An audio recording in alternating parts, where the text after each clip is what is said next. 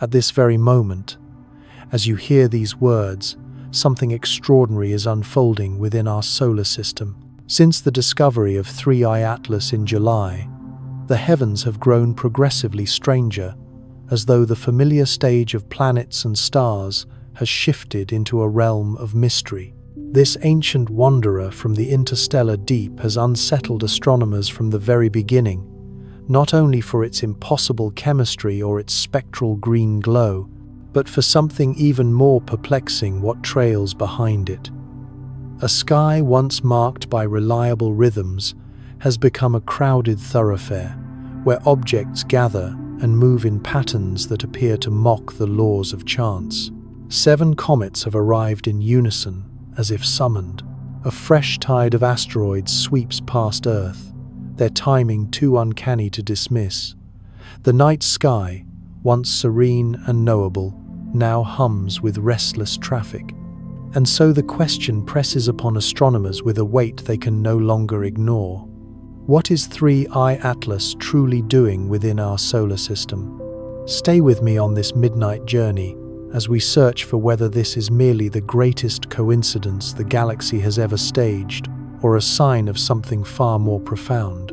Part 1. An asteroid wave is coming.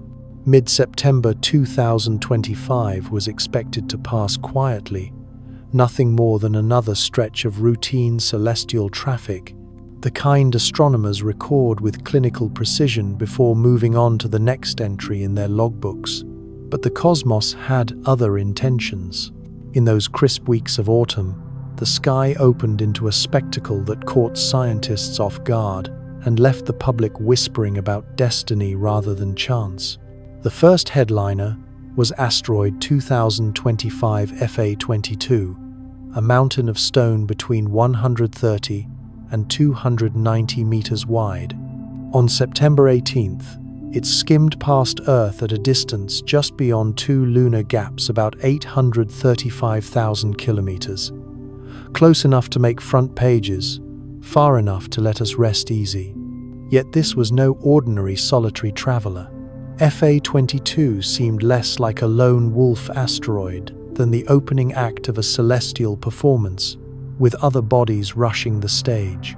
Only 3 days earlier, on September 15th, the small near-Earth object, 2025 RJ2, had already brushed past at 0.78 lunar distances, roughly 300,000 kilometers.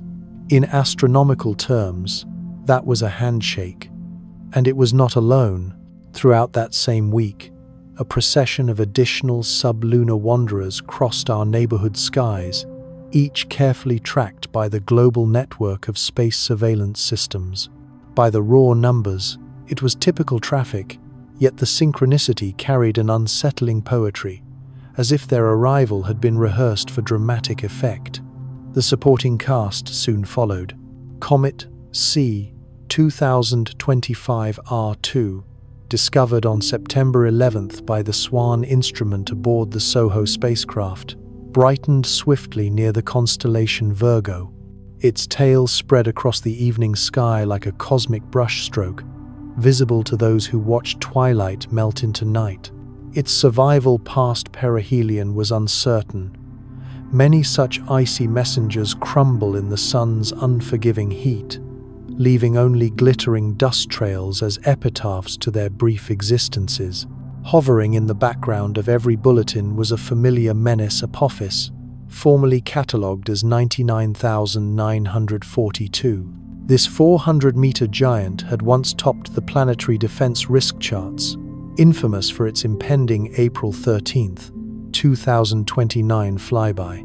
That future encounter will carry it within 32,000 kilometers of Earth, closer than our geostationary satellites.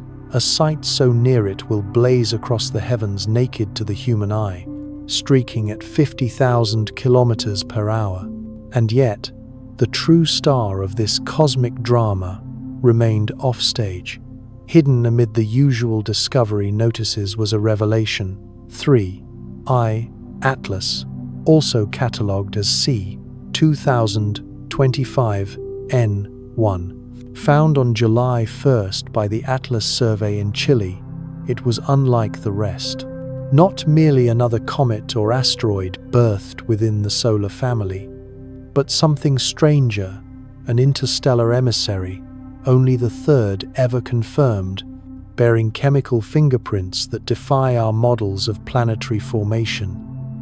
At first it appeared as just another faint smear moving across the stellar canvas. But as astronomers refined its orbit, mathematics unveiled the truth.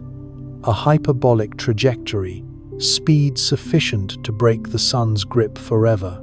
It had entered from another system, perhaps light years away, and after this fleeting visit it would vanish back into the cosmic dark, never to return. What made 3I Atlas even more extraordinary was its timing. Perihelion would arrive in late October 2025, just weeks after the September parade of asteroids. Then it would slip into the blinding brilliance of the sun, disappearing from our view. But patience would be rewarded. In early December, as Earth's orbit shifted to a more favorable angle, 3I Atlas would step out from behind the solar glare, offering astronomers their best chance yet to study genuine interstellar matter. The window seemed almost engineered. At closest approach in December, it would remain 1.8 astronomical units away, around 270 million kilometers, far enough to pose no threat, close enough for exquisite spectroscopic scrutiny. It was as though the universe itself had delivered a parcel from another star system, wrapped in perfect conditions, and left it on our doorstep with time to spare. But why here? Why now? Why amid this sudden clustering of celestial visitors? Better surveys certainly explain part of the story. In June 2025, the Vera C. Rubin Observatory unveiled its first light images, capturing thousands of new asteroid detections in barely 10 hours of operation. For the first time, humanity's eyes scanned the heavens with a sensitivity never before possible, peeling back the veil on the crowded reality of our solar system's small body population. Yet the timing seemed suspiciously fortuitous, almost too orchestrated to dismiss as simple coincidence. Was there something uniquely significant about September 2025, a gravitational intersection, a seasonal rhythm in celestial mechanics that summoned so many objects into convergence? Or were we glimpsing the first act of a much larger drama, one that plays out on timescales far beyond the reach of human lifespans? The mood within the astronomical community was not fear, but urgent curiosity. Planetary defense had advanced far beyond the era when asteroid strikes belonged only to Hollywood's apocalyptic imagination. Today, our technology allowed us to track, characterize, and even deflect hazardous objects. NASA's DART mission had already demonstrated that a kinetic strike could nudge an asteroid onto a new path, while the European Space Agency's Hera mission now journeyed to analyze the aftermath in forensic detail. Still, even the best tools are shackled to the warning time they afford, and that reality prompted troubling questions. What about the visitors we had not yet detected? The ones approaching invisibly from the direction of the sun, concealed in the star's glare until their final approach. If FA-22 had not been a near miss but a direct strike, would we have possessed enough notice to respond effectively? And what deeper lessons could 3I Atlas, with its alien chemistry and undeniable interstellar origin, teach us about the unseen flotilla of wanderers drifting silently between the stars? The September surge awakened something profound in humanity's collective scientific imagination. It was not panic, but recognition that our solar system is far livelier, far more entangled with the broader galactic environment than we once assumed.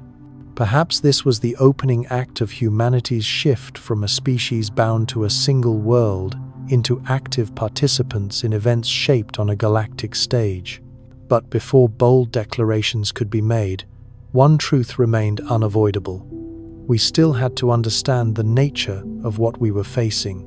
If FA-22 had not sailed safely past but slammed into Earth, what would that collision have looked like?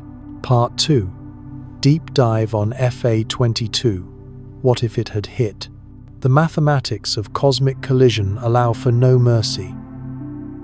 When asteroid 2025 FA-22 swept past Earth on September 18th, at a distance of roughly 835,000 kilometers, it carried kinetic energy on the order of 100 megatons of TNT. To imagine this, picture a force nearly 2,000 times greater than the bomb that destroyed Hiroshima, condensed into a single projectile of stone, stretching somewhere between 130 and 290 meters across. Yet raw energy tells only part of the story. The true outcome hinges on how that energy is delivered to Earth's surface, a fate decided by the delicate interplay of physics, the angle of atmospheric entry, the density and makeup of the object, and the fickle hand of cosmic luck. The line between a regional calamity and a planetary extinction often narrows to questions as simple as whether the intruder is solid iron or a loose rubble pile, whether it plunges steeply into the air or grazes at a shallow path, whether it detonates above us or gouges a scar into the ground. FA-22's measured velocity of about 10.8 kilometers per second was ordinary for near-Earth objects swift enough to hammer the atmosphere into a glowing sheath of plasma, but not so extreme as to hint at origins in the outer solar system or beyond. At that speed, entry would have been cataclysmic. Hundreds of kilometers above the surface, the asteroid would already blaze like a second sun, its forward face burning at temperatures of several thousand degrees while carving its way through denser and denser layers of air. For a stony body of FA-22's size, the most probable fate would have been an airburst, a mid-air detonation between 5 and 15 kilometers above the ground. This was the same mechanism that struck Tunguska, Siberia, in 1908, when an estimated 3 to 15 megaton explosion leveled more than 2,000 square kilometers of forest, yet left no crater. The FA-22 version would dwarf that destruction. Imagine standing 200 kilometers from the blast point on a clear morning. First comes the light, a searing flash brighter than the sun itself, visible even at noon, burning retinas and setting vegetation aflame across a vast plain. The thermal pulse lingers for seconds, long enough to scorch skin at distances beyond 100 kilometers.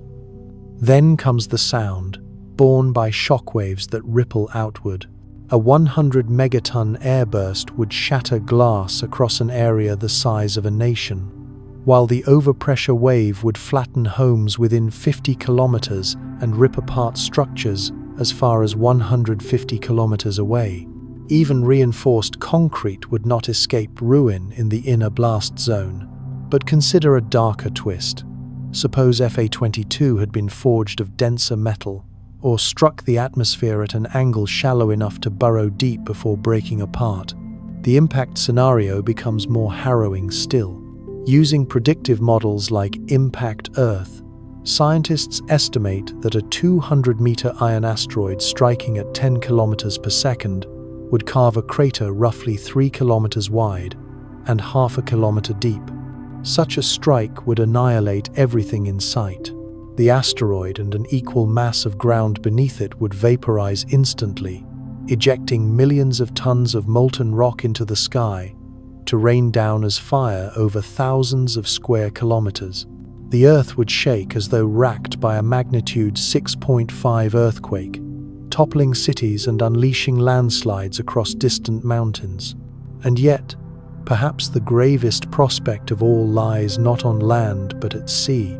With over 70% of Earth's surface cloaked by ocean, this is the statistically favored destination for cosmic intruders. But when an asteroid strikes water, it does not vanish quietly beneath the waves. Instead, the ocean itself becomes a weapon, transformed into walls of water that radiate outward in rings of destruction, each capable of swallowing coastlines whole. The mathematics of cosmic collision allow for no mercy. When asteroid 2025 FA22 swept past Earth on September 18th at a distance of roughly 835,000 kilometers, it carried kinetic energy on the order of 100 megatons of TNT. To imagine this, picture a force nearly 2,000 times greater than the bomb that destroyed Hiroshima, condensed into a single projectile of stone, stretching somewhere between 130 and 290 meters across. Yet raw energy tells only part of the story. The true outcome hinges on how that energy is delivered to Earth's surface, a fate decided by the delicate interplay of physics, the angle of atmospheric entry, the density and makeup of the object, and the fickle hand of cosmic luck. The line between a regional calamity and a planetary extinction often narrows to questions as simple as whether the intruder is solid iron or a loose rubble pile, whether it plunges steeply into the air or grazes at a shallow path, whether it detonates above us or gouges a scar into the ground. FA-22's measured velocity of about 10.8 kilometers per second was ordinary for near-Earth objects, swift enough to hammer the atmosphere into a glowing sheath of plasma, but not so extreme as to hint at origins in the outer solar system or beyond. At that speed, entry would have been cataclysmic. Hundreds of kilometers above the surface, the asteroid would already blaze like a second sun, its forward face burning at temperatures of several thousand degrees while carving its way through denser and denser layers of air. For a stony body of FA-22's size, the most probable fate would have been an airburst, a mid-air detonation between 5 and 15 kilometers above the ground. This was the same mechanism that struck Tunguska, Siberia, in 1908, when an estimated 3 to 15 megaton explosion leveled more than 2,000 square kilometers of forest, yet left no crater. The FA-22 version would dwarf that destruction. Imagine standing 200 kilometers from the blast point on a clear morning. First comes the light, a searing flash brighter than the sun itself, visible even at noon, burning retinas and setting vegetation aflame across a vast plain. The thermal pulse lingers for seconds, long enough to scorch skin at distances beyond 100 kilometers. Then comes the sound, borne by shock waves that ripple outward. A 100 megaton airburst would shatter glass across an area the size of a nation, while the overpressure wave would flatten homes within 50 kilometers and rip apart structures as far as 150 kilometers away. Even reinforced concrete would not escape ruin in the inner blast zone. But consider a darker twist. Suppose FA-22 had been forged of denser metal, or struck the atmosphere at an angle shallow enough to burrow deep before breaking apart. The impact scenario becomes more harrowing still. Using predictive models like Impact Earth, scientists estimate that a 200-meter iron asteroid striking at 10 kilometers per second would carve a crater roughly 3 kilometers wide and half a kilometer deep. Such a strike would annihilate everything in sight. The asteroid, and an equal mass of ground beneath it, would vaporize instantly, ejecting millions of tons of molten rock into the sky, to rain down as fire over thousands of square kilometers. The Earth would shake as though racked by a magnitude 6.5 earthquake, toppling cities and unleashing landslides across distant mountains. And yet, perhaps the gravest prospect of all lies not on land but at sea. With over 70% of Earth's surface cloaked by ocean, this is the statistically favored destination for cosmic intruders.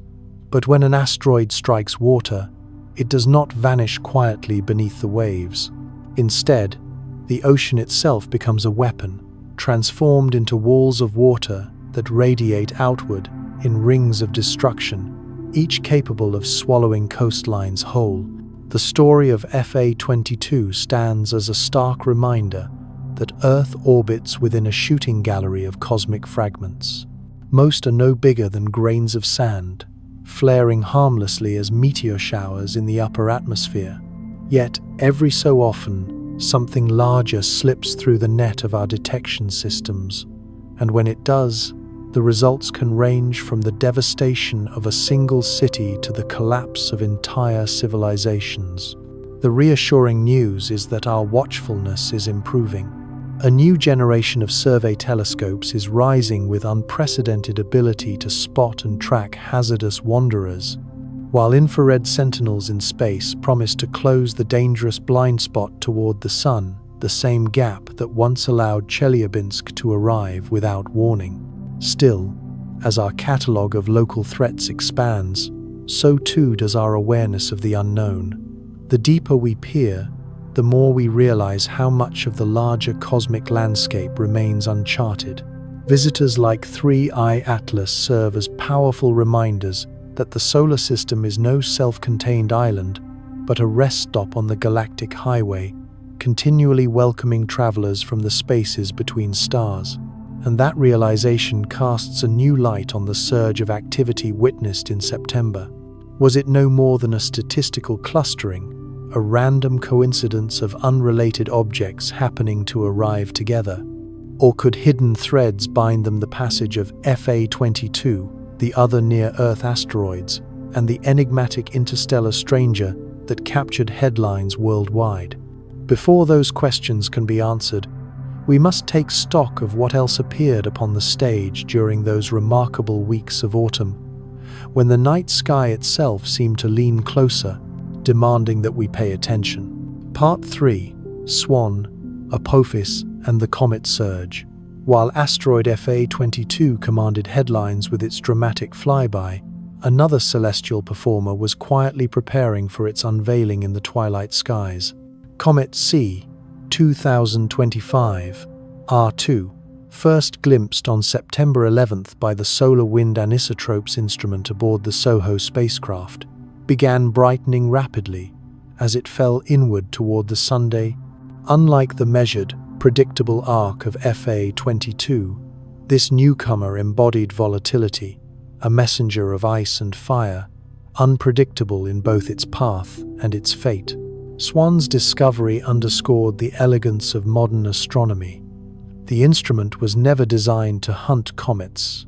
Its true task is to chart hydrogen emissions where solar wind collides with the outer frontier of our system. Yet comets betray themselves in hydrogen. As they rush sunward, their frozen nuclei begin shedding torrents of water vapor, hydrogen-rich plumes detectable from millions of kilometers away. In this way, Swan stumbles upon new wanderers by catching the faint hydrogen signatures erupting against the velvet backdrop of interplanetary space. By mid-September, C 2025 R2 had grown to roughly 6th magnitude, straddling the threshold of naked-eye visibility beneath dark, rural skies. Amateur astronomers reported delicate sightings near Virgo, close to the luminous beacon of Spica and the ruddy glow of Mars in the western dusk.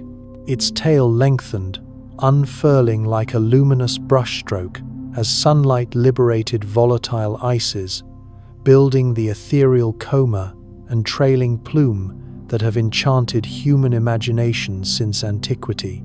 Yet comets remain fragile by nature. Unlike asteroids, forged of dense rock or metal, comets are tenuous amalgams, dirty snowballs bound only by frail gravity and frozen volatiles. The same sunlight that paints their magnificent tails also conspires to destroy them. Many Swan comets never endure their first solar embrace, fragmenting into debris streams that flare briefly as meteor showers before fading into oblivion. The physics of comet activation is a complex alchemy of temperature and solar heat. Water ice begins sublimating near 200 Kelvin, while more volatile compounds such as carbon dioxide and methane ignite even farther from the Sunday. These ices transform directly into vapor, venting jets of gas that can alter trajectories with invisible, non-gravitational hands. For first-time visitors drawn from the distant Oort cloud, predictions become unreliable. Sublimation pressures often fracture pristine nuclei, tearing them into fragments, each forging its own ghostly tale or dissolving completely into a diffuse haze of debris. Through September, the fate of C2025R2 remained uncertain, its nucleus tested by the furnace of its first true solar encounter. Even as this fragile traveler held the attention of skywatchers, another cosmic celebrity moved inexorably toward its own historic rendezvous. Asteroid 99,942 Apophis, a 400-meter mountain of stone, once the chief villain on every planetary defense list, continued its relentless march toward April 13, 2029. On that date, it will streak past Earth at a distance of merely 32,000 kilometers closer than the satellites that girdle our planet. Moving at 50,000 kilometers per hour, Apophis will appear to race across the heavens, a bright point of light visible even to the naked eye above city streets. And unlike the fragile fate of comets, the destiny of Apophis is certain. Decades of radar and optical tracking have mapped its orbit with exquisite precision. The verdict is clear: no impact risk in 2029 nor in the century to follow. For astronomers, that certainty transforms fear into opportunity, the chance to scrutinize a massive asteroid at the closest distance in recorded human history, a once-in-a-lifetime laboratory written across the night sky. The gravitational embrace of Earth during the Apophis flyby will leave an indelible mark. The asteroid will feel tidal forces strong enough to alter its spin, rework its surface, and possibly trigger landslides or sweeping movements of regolith across its body. The Apophis that departs will not be the same as the one that approached, transforming the event into a natural laboratory for understanding how planetary encounters reshape small bodies over geological ages. NASA's OSIRIS-APEX mission, a refitted continuation of the OSIRIS-REx spacecraft, is already bound for a rendezvous with Apophis in the aftermath of the 2029 encounter. For months, it will map the reshaped surface, measure how Earth's pull has reconfigured its structure, and provide data critical for the future of asteroid deflection efforts.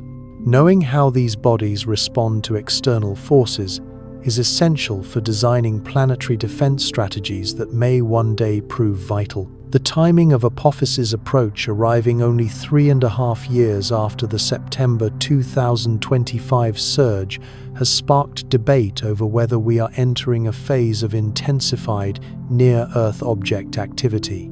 Statistically, such events follow no calendar, unfolding randomly under the tangled gravity of planets and the billion-year evolution of orbital mechanics.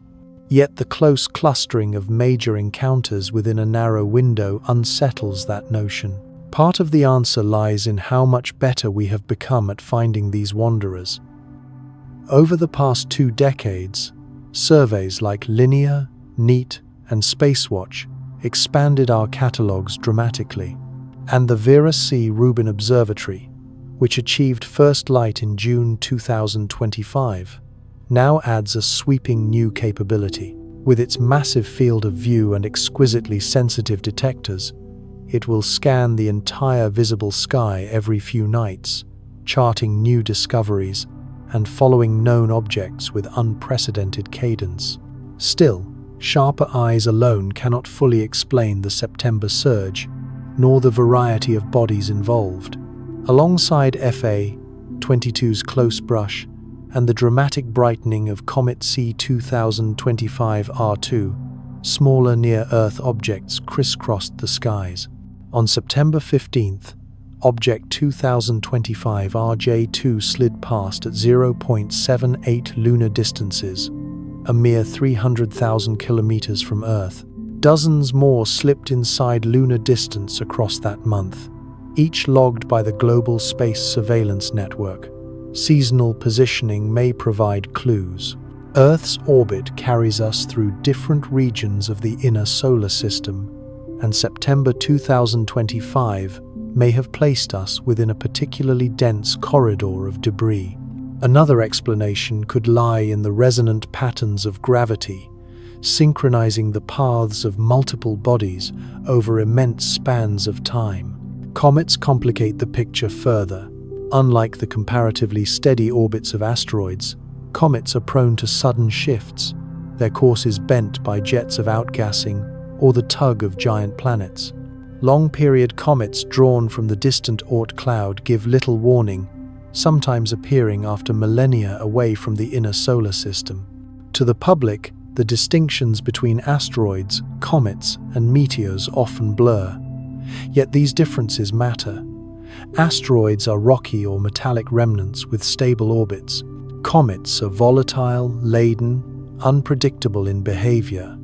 Meteors are merely the fiery streaks that occur when dust or fragments from either type burn in our atmosphere. Together, these families tell the story of solar system origins. Asteroids preserve the unfinished building blocks between Mars and Jupiter. Comets carry ancient ices and organics from the farthest reaches of the nebula. Each population presents distinct risks, and each demands different defensive strategies. As autumn 2025 unfolded, the stage grew crowded with these varied performers, yet all the familiar actors of our solar neighborhood were about to be upstaged.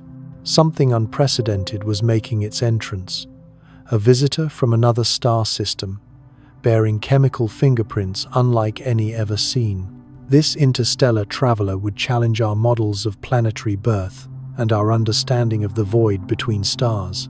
But before astronomers could begin their study, the newcomer had to slip past the intricate gravity wells of the inner solar system, all while remaining veiled in the sun's radiance. Only in December, when Earth's orbit brought a clearer view, would 3I Atlas finally emerge, revealing itself as a phenomenon unlike anything science had yet encountered. Part 4. The Interstellar Intruder. On July 1st, 2025, a seemingly ordinary night of automated sky, scanning revealed something extraordinary hiding in plain sight. The Atlas telescope array at Rio Hurtado, Chile, had photographed thousands of points of light just like it: asteroids, comets, and distant stars shifting position against the stellar backdrop.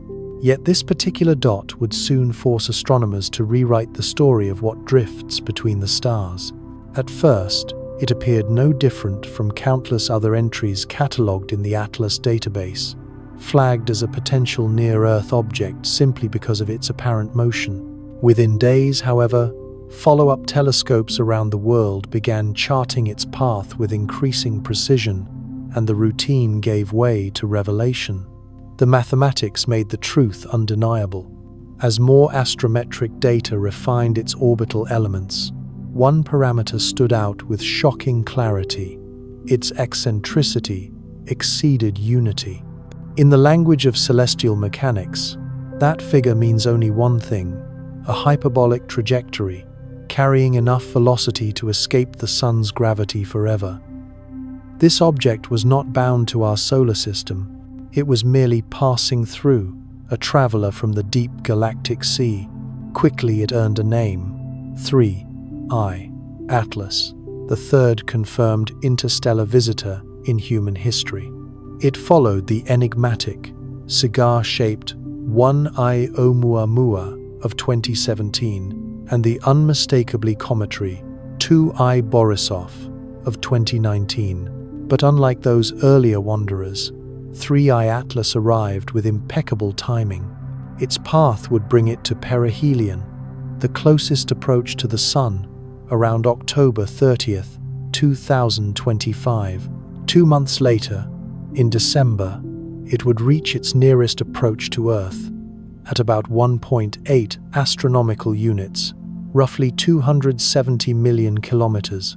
That distance carried no danger, but offered an unprecedented opportunity: close enough for detailed spectroscopic analysis by the world's most powerful telescopes. It was as if the cosmos itself had orchestrated a delivery, placing a pristine relic from another star system directly into our observational grasp, complete with optimal conditions and generous lead time. Yet the object's orbit was only the beginning of its mysteries. As the summer and autumn of 2025 advanced, 3I Atlas began revealing characteristics that unsettled long-held assumptions about both interstellar space and cometary behavior.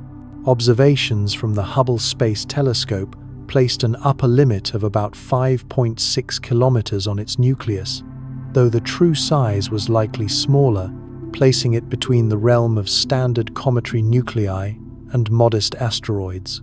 What truly distinguished this visitor, however, was its unmistakably cometary nature. Unlike 1I Oumuamua, which baffled scientists by showing no coma or tail despite evidence of non-gravitational acceleration, 3I Atlas blossomed with classic cometary features.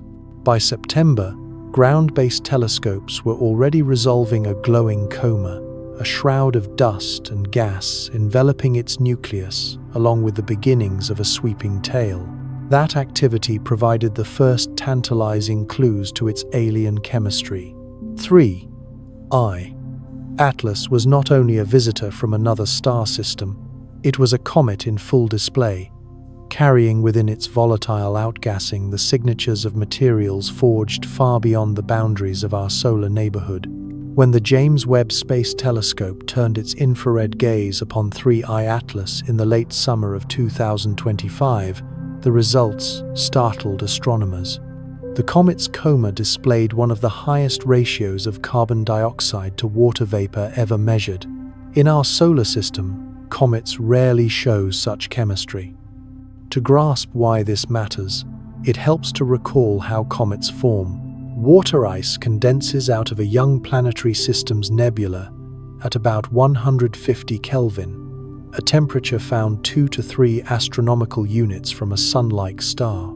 Carbon dioxide, however, condenses only in far colder realms, beyond the snow line where temperatures fall below 78 Kelvin. For 3I Atlas to be dominated by carbon dioxide suggests its birthplace lay in the frozen outskirts of its parent system, or within a nebula unusually rich in that volatile gas. Either it formed so far from its star that water ice never accumulated in quantity, or it arose from chemical conditions unlike anything familiar in our neighborhood. The anomalies did not end there. Observations from the Very Large Telescope in Chile revealed nickel emission lines far stronger than expected, with iron signatures strikingly weak. In ordinary comets of the solar system, iron and nickel appear in solar proportions, mirroring the composition of the nebula that birthed them. The iron depletion seen in 3I Atlas hinted at an origin story shaped by chemistry beyond the boundaries of local experience. As autumn advanced, the comet's approach toward perihelion transformed it into a spectacle. The Gemini Observatory and other ground-based facilities tracked a growing display of tails, multiple filaments of dust and gas streaming in different directions, each betraying the activation of distinct volatile reservoirs within the nucleus. After perhaps billions of years adrift in interstellar darkness, the object was stirring to life under the sun's heat. The observing timeline was both a gift and a frustration. In late October, during peak activity near perihelion, the comet would be lost in solar glare, hidden from view at the very moment its chemistry might prove most revealing. Yet patience would bring reward. As Earth's orbit shifted, the geometry improved, and by early December, the comet would re-emerge from behind the sun into prime position. At its closest to Earth in mid-December, it would still lie nearly 200 times farther away than the Moon, around 1.8 astronomical units, but perfectly placed for extended spectroscopic campaigns. The hidden weeks raised tantalizing questions. What transformations would the heat of perihelion unleash? Would its exotic chemistry remain constant, or would the stripping of outer layers expose new compositions? More dramatically, would the nucleus endure intact, or fracture into pieces as so many comets have before? Early dynamical models offered yet another surprise. If linked to the thick disk population of the Milky Way, 3I Atlas could be more than 7 billion years old, older than our solar system itself, a relic from an epoch when the galaxy was young and its chemistry very different. Its preserved ices and minerals could thus hold direct samples from a chapter of cosmic history otherwise beyond our reach. Unlike 1I Oumuamua, which flashed past with frustrating brevity, 3I Atlas promised a long campaign of study.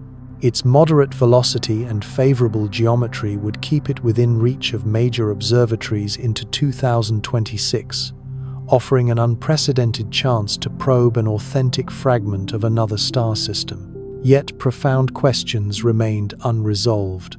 How long had it been wandering the void? From what star system had it been cast adrift? And by what ancient catastrophe? Most provocative of all, was its appearance during the same months as the September surge of asteroids, nothing more than coincidence, or did hidden threads bind the interstellar visitor to the sudden clustering of near-Earth encounters? The apparent synchronization of celestial events was beginning to stretch belief to its breaking point. First came the parade of asteroids brushing past Earth, then the sudden brightening of a new comet, and finally the arrival of an interstellar visitor carrying chemical fingerprints never before observed. Either humanity was witnessing an almost impossibly rare convergence of unrelated phenomena, or some deeper mechanism was weaving these threads into a single cosmic performance. As 3I Atlas descended toward perihelion, vanishing into the furnace of solar glare, astronomers were left to speculate about what revelations its December return might deliver. Even in its partial concealment, the object had already begun to divulge secrets destined to transform our grasp of planetary formation, interstellar chemistry, and the broader context of our place within the galaxy. The question had shifted. It was no longer whether this emissary from another system would provide new knowledge, but whether we were ready to confront the consequences of what it might reveal about the universe that lies beyond the boundary of our solar neighborhood. Yet the true mystery was only beginning. While 3I Atlas held the spotlight with its alien chemistry and ancient pedigree, a growing number of researchers were turning their attention back to September. In the patterns of that sudden surge asteroids, comets, and now an interstellar traveler, they saw hints of something greater than random chance. Perhaps these events were not isolated after all, but signposts pointing toward a deeper order, a hidden rhythm in the machinery of the cosmos. Part 5. Planetary Defense Wake-Up Call. The surge of September 2025 underscored an uncomfortable truth. Despite decades of progress in technology and international cooperation, Earth's planetary defense remains precarious. Every major object that passed close during those weeks was successfully tracked and characterized. Yet the sheer clustering of encounters exposed critical gaps, weaknesses that could prove catastrophic if the wrong kind of visitor appeared at the wrong time. One of the most daunting challenges lies in geometry. The vast majority of asteroid hunting instruments are ground-based, only able to scan regions of sky sufficiently separated from the Sunday. This creates a dangerous blind corridor, the very approach path that in 2013 delivered the Chelyabinsk impactor without warning. Any asteroid emerging sunward is effectively invisible until the final hours, sometimes minutes, before atmospheric entry.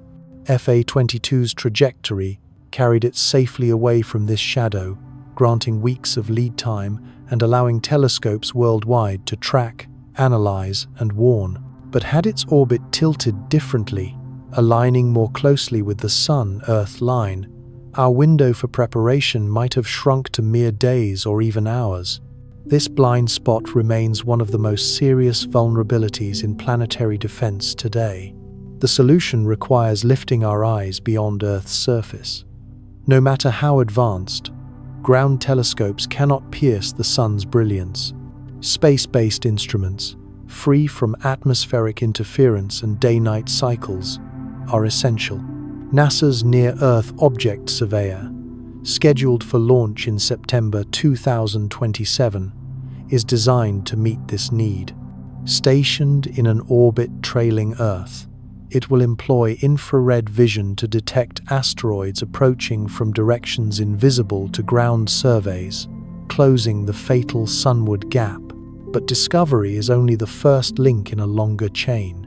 Once a potentially hazardous body is identified, scientists must rapidly characterize it, determine its orbit with precision, estimate its size, mass, composition, and structural integrity.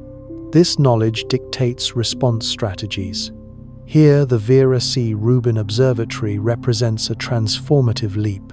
Achieving first light in June 2025, Rubin's immense mirror and wide-field camera can rescan the accessible sky every 3 nights, providing a cadence unmatched in astronomical history. In its first 10 hours of operation, it netted thousands of new detections, underscoring its power to expand our catalogue of near-Earth objects dramatically. Yet detection means little without the ability to act.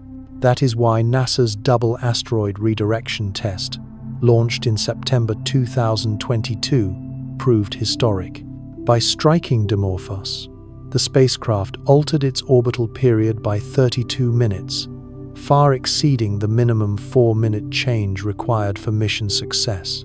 Even more revealing, analysis showed the efficiency factor beta to be approximately 3.6, nearly 4 times greater than predicted by simple momentum conservation. The reason lay in physics.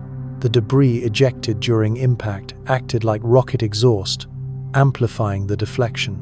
Understanding this multiplier is vital for designing future missions. The European Space Agency's Hera spacecraft, currently en route to the Didymos system, will arrive in 2026 to conduct a forensic survey of the DART impact site. Mapping the crater, measuring the debris field, and analyzing material properties will provide ground truth for impact models and refine predictions of how asteroids respond under stress. Still, kinetic impact is only one tool within the planetary defense arsenal. For massive bodies or missions requiring surgical precision, other approaches must be considered. Gravity tractors spacecraft hovering near an asteroid, tugging gently through their own gravitational pull, could impart millimeter-per-second changes that accumulate across decades. Nuclear standoff devices, detonated at a safe distance, could vaporize surface layers to generate thrust on a colossal scale. Each technique carries risks, but together they sketch the outlines of a growing, still incomplete toolkit for safeguarding our world. Among the more imaginative concepts under study is the Ion Beam Shepherd, a spacecraft that could direct focused streams of charged particles onto an asteroid's surface. Over time, the steady ablation of material would create a faint but continuous thrust, slowly bending the object's trajectory. The central lesson of planetary defense research is simple yet profound. Every method depends on time. A subtle nudge, applied years or decades before a projected impact, can prevent catastrophe without resorting to desperate last-minute heroics. This is why early detection is paramount, not because humanity requires time to flee or to carve underground sanctuaries, but because gentle deflection becomes exponentially easier the earlier it is applied. The flyby of FA-22 in September provided an unexpected rehearsal for these principles. The International Asteroid Warning Network, designed to coordinate global responses, treated the event as a live exercise. The asteroid's brief appearance on the European Space Agency's risk list and its subsequent removal after refined observations became a trial run in balancing public transparency with the risk of panic. How do you tell the world about a potential asteroid threat without sparking economic disruption or social chaos? How can international agencies coordinate a response to an object that might threaten multiple nations at once? These questions have no easy answers, but FA-22 offered a relatively safe stage on which to test protocols. The exercise revealed both progress and pitfalls. Rapid data sharing across borders allowed astronomers to refine FA-22's orbit quickly and confirm it as harmless. Yet communication faltered.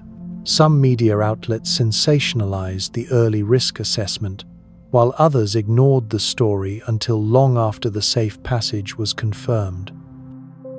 Much of this difficulty arises from the nature of orbital mechanics. When an asteroid is first discovered, only a handful of observations define its path, leaving wide uncertainty regions that can include both impact and miss scenarios. Each additional measurement narrows the window, but in those early hours the future is unknowable. This creates a dilemma for planetary defense communication. Waiting until probabilities fall to zero risks wasting precious time if the object is dangerous. But speaking too soon, while uncertainty remains high, risks needless panic or worse, public skepticism when predictions change. The September surge highlighted how fragile this balance remains. Even with improved surveys, large gaps endure. Long-period comets from the Oort cloud still arrive with little warning, their immense arcs leaving them invisible until they fall sunward. Comet Swift-Tuttle, due back in 2026, carries a nucleus estimated at 26 kilometers large enough to erase civilizations if its orbit intersected Earth's path. Closer to home, the most unsettling threats are the so-called city killers, asteroids between 100 and 300 meters in diameter. These bodies are sufficient to devastate entire regions, yet small enough to evade detection until they are dangerously near.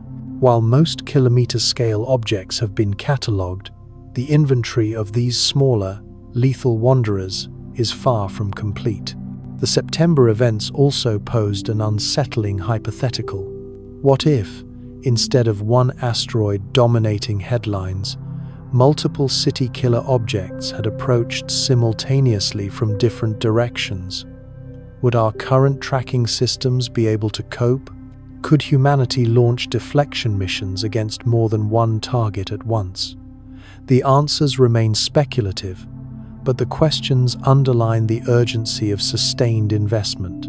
Projects like the completion of the Rubin Observatory's All-Sky Survey, the launch of NASA's Near-Earth Object Surveyor, and the continued development of kinetic and alternative deflection technologies mark critical steps.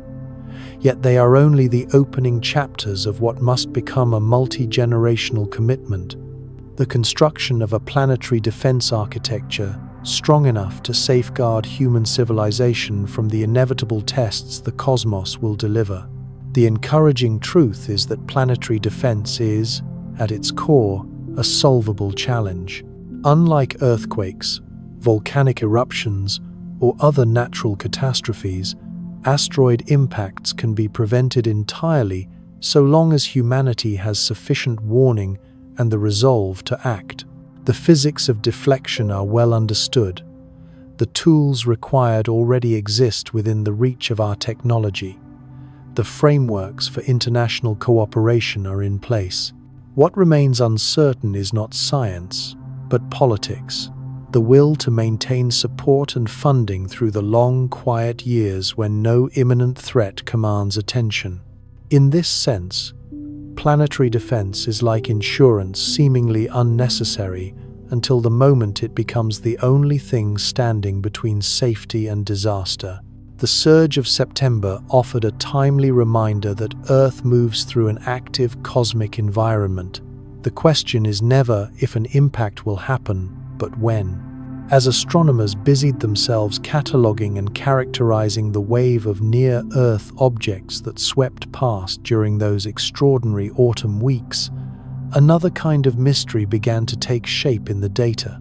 The timing of the encounters, the clustering of trajectories, and above all, the uncanny coincidence of an interstellar visitor arriving in the very same narrow window, these patterns pressed against the limits of probability.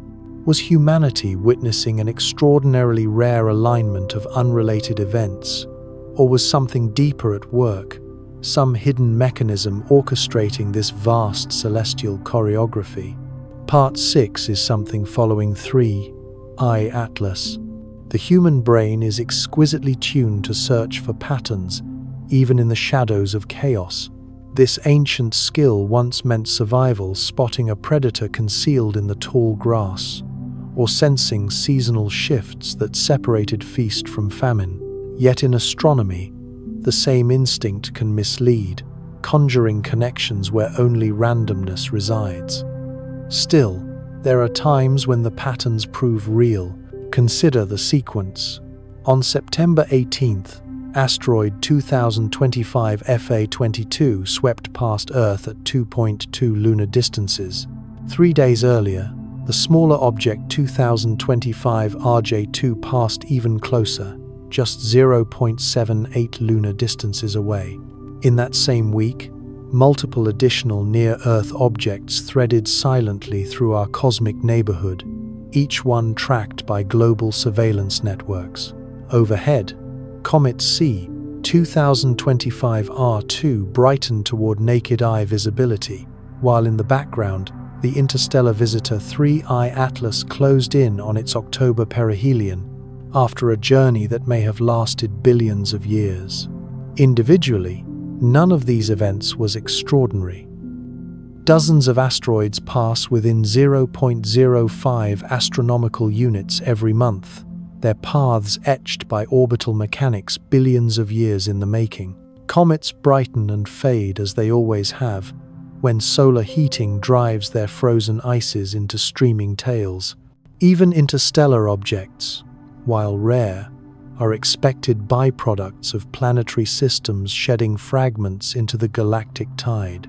But the clustering of these phenomena within such a narrow window stretches the idea of coincidence. What are the odds that an interstellar visitor would arrive in the very month marked by a surge of close approaches? How likely is it that a new comet would peak in brightness precisely as asteroids gathered around Earth's orbit? One speculative notion suggests gravitational shepherding, the idea that 3I Atlas might, by passing through the inner solar system, subtly tug smaller objects into alignment, creating a kind of entourage effect. Large bodies can perturb the orbits of smaller ones, after all, scattering streams of debris in their wake.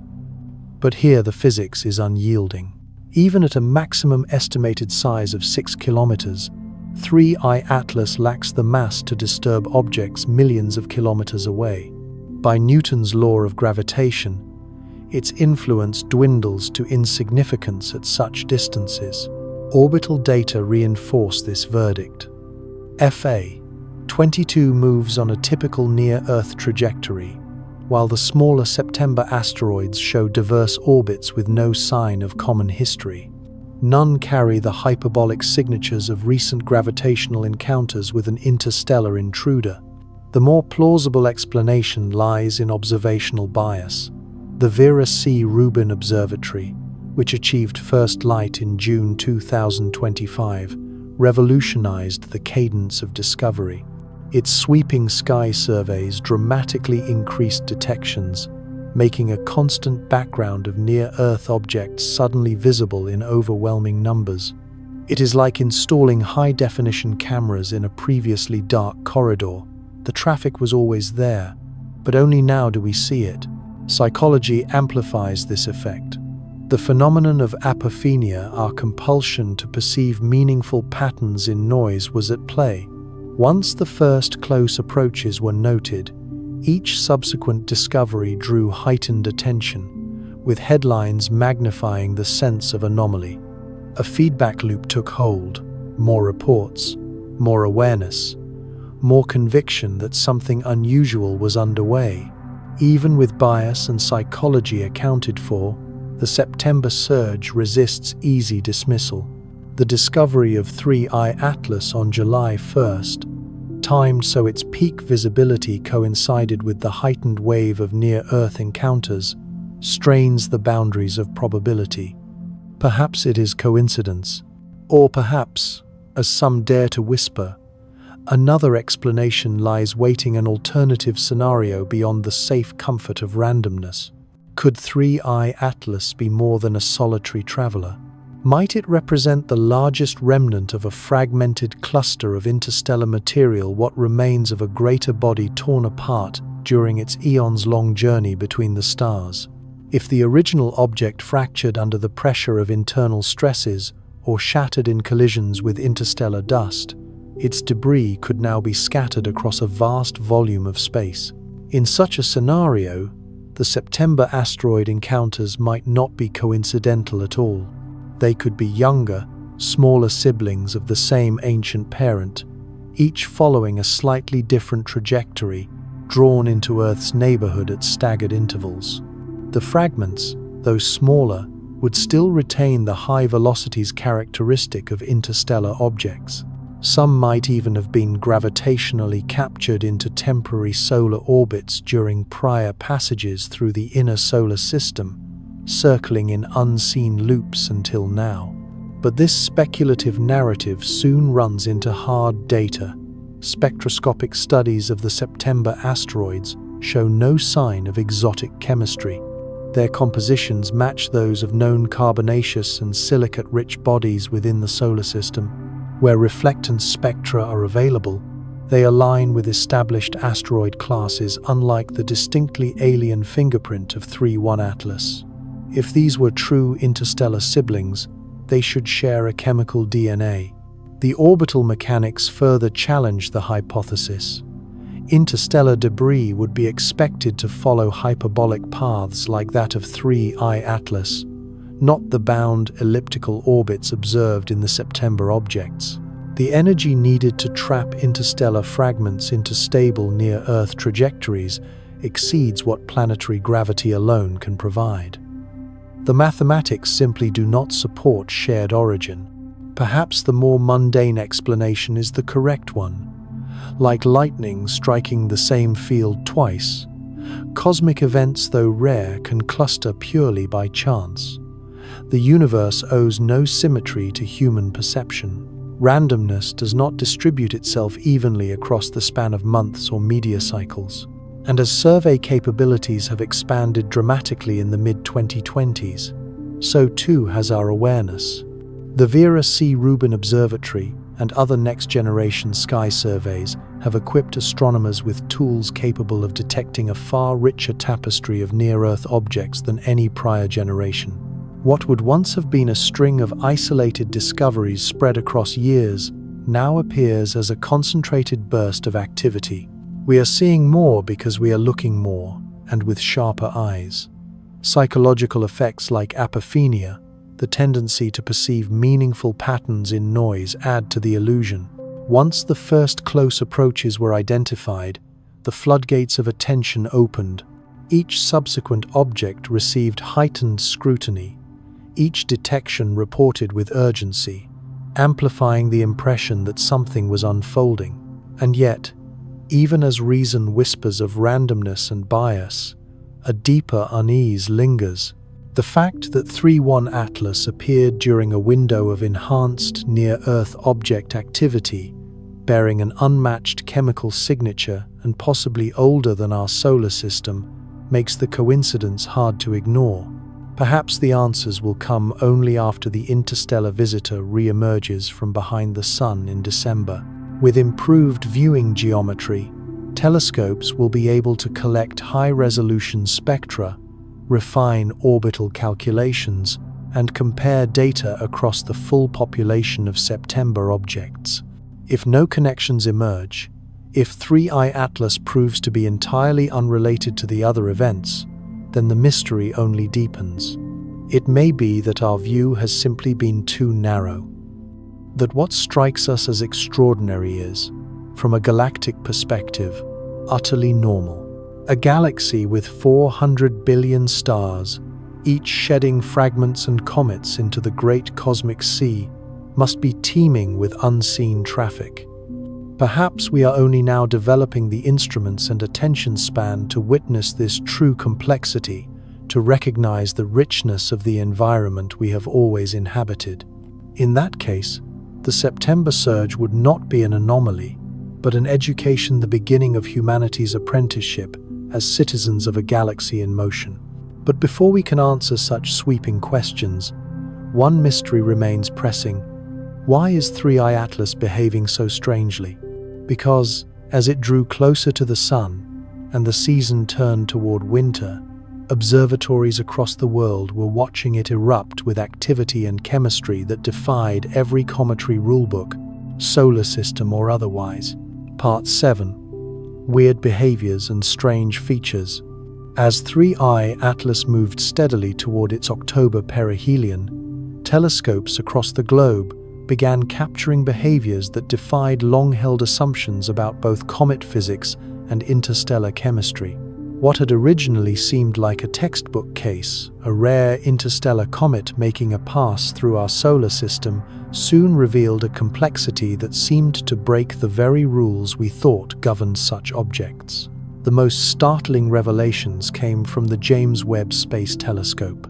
Throughout August and September of 2025, Webb's infrared spectrographs recorded a coma composition dominated by carbon dioxide in unprecedented concentrations. The CO2 to water vapor ratio wasn't just high, it was among the highest ever recorded in any comet, solar system or otherwise. According to current models of comet formation and chemical evolution, this should be impossible. To understand the magnitude of this anomaly, consider the standard chemistry of cometary formation. In most planetary systems, water ice condenses at temperatures near 150 Kelvin, conditions typically found at orbital distances of 2 to 3 astronomical units from a sun-like star. This is why most comets originating in our solar system's outer zones beyond the orbit of Neptune are rich in water ice, accompanied by lesser amounts of carbon dioxide and other volatiles. Carbon dioxide, with its much lower condensation temperature near 80 Kelvin, becomes prominent only in the farthest reaches of planetary systems, usually beyond 10 astronomical units from the parent star. Even then, it rarely dominates the volatile budget. The fact that 3I Atlas shows a coma where carbon dioxide vastly outpaces water suggests an origin far removed from anything found in our local neighborhood.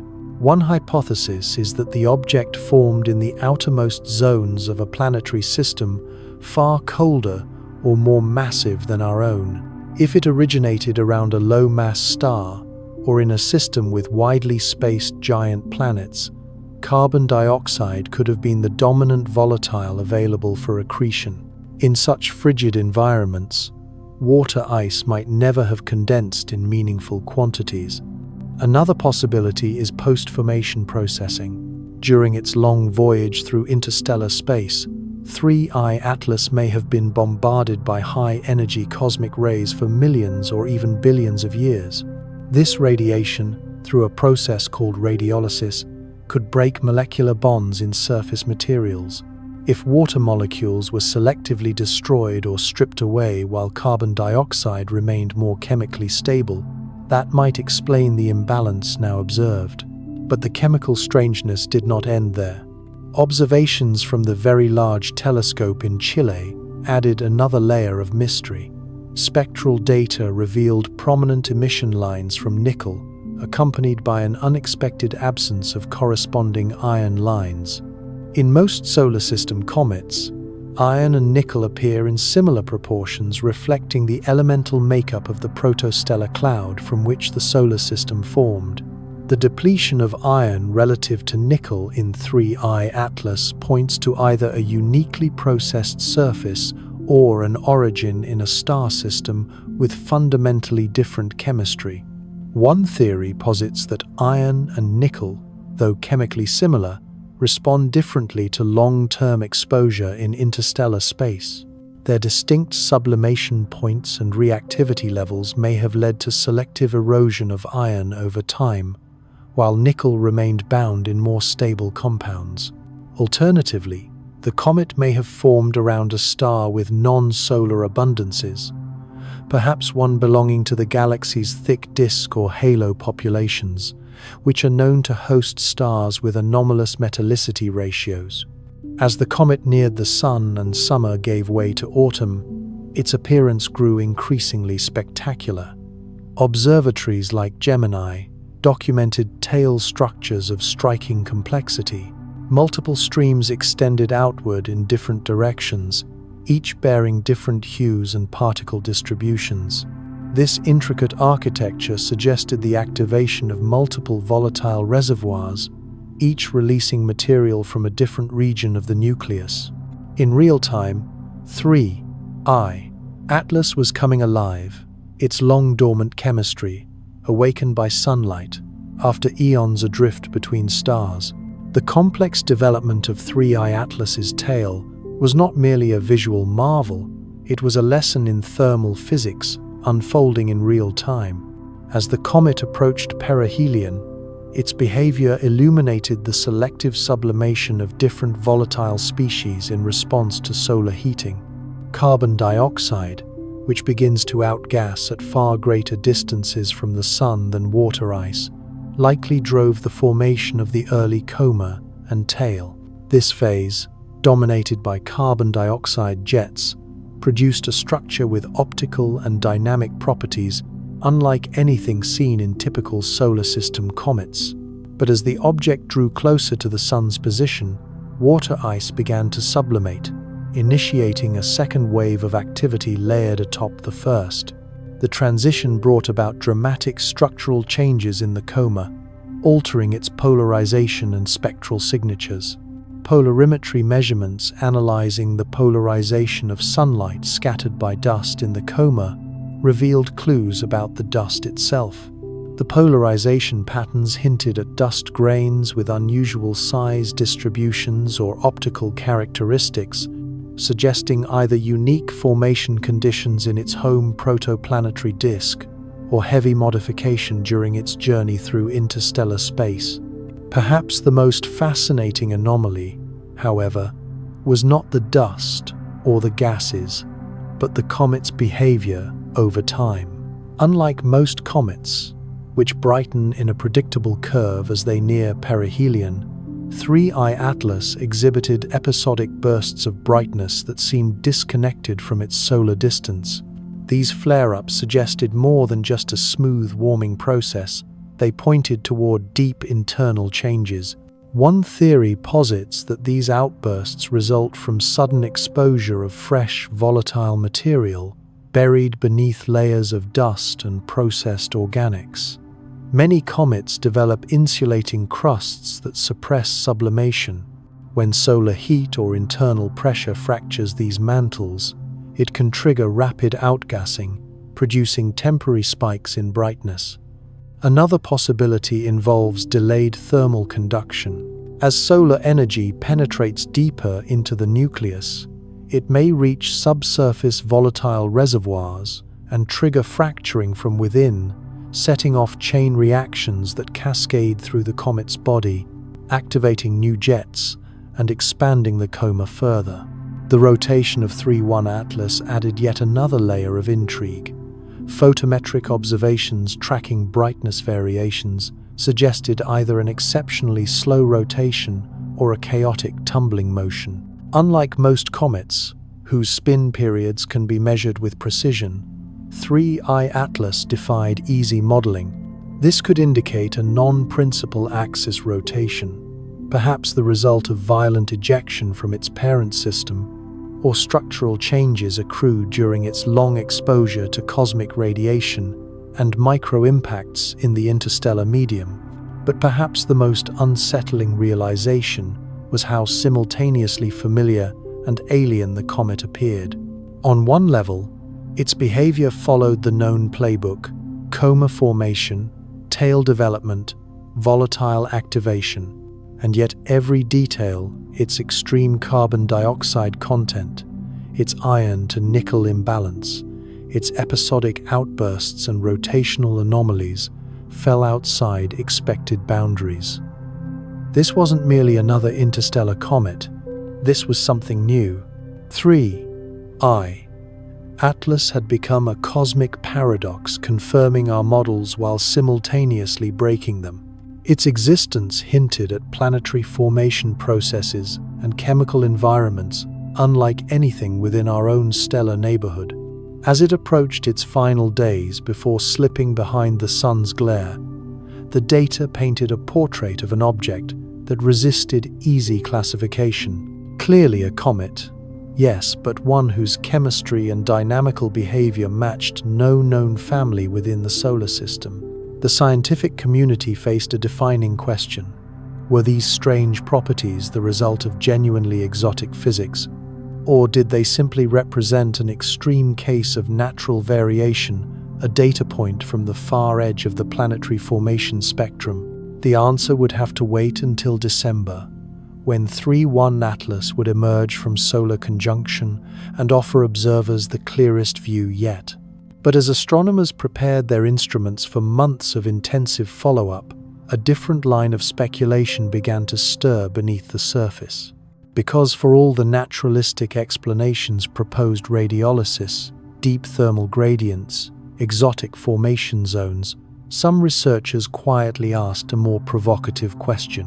What if 3I Atlas wasn't just an unusually active comet from another star system? What if we were witnessing something altogether different, something that wasn't acting alone or entirely by chance? Part 8. Alien Tech or Natural Wonder.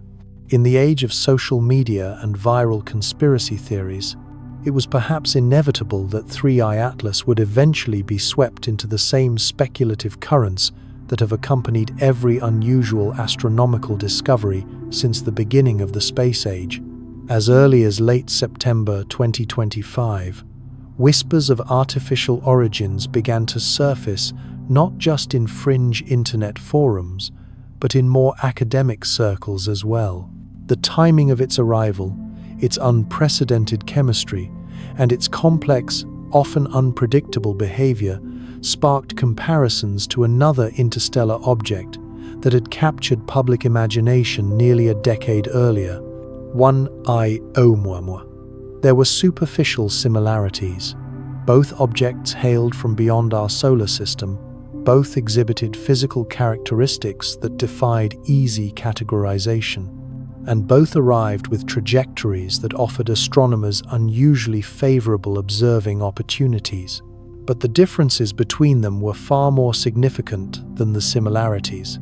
Unlike Oumuamua, whose peculiar cigar-shaped form and unexplained acceleration raised enduring questions, 3I Atlas behaved almost exactly as a comet should, at least in the broadest sense. As it approached the Sun, it developed a classic coma and tail structure, clearly driven by the sublimation of volatiles.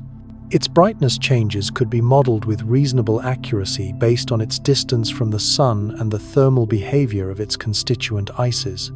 Its motion followed a well-understood hyperbolic trajectory shaped by gravity and the expected, measurable influence of outgassing forces. In short, while its chemical composition was undeniably strange, its dynamics were not.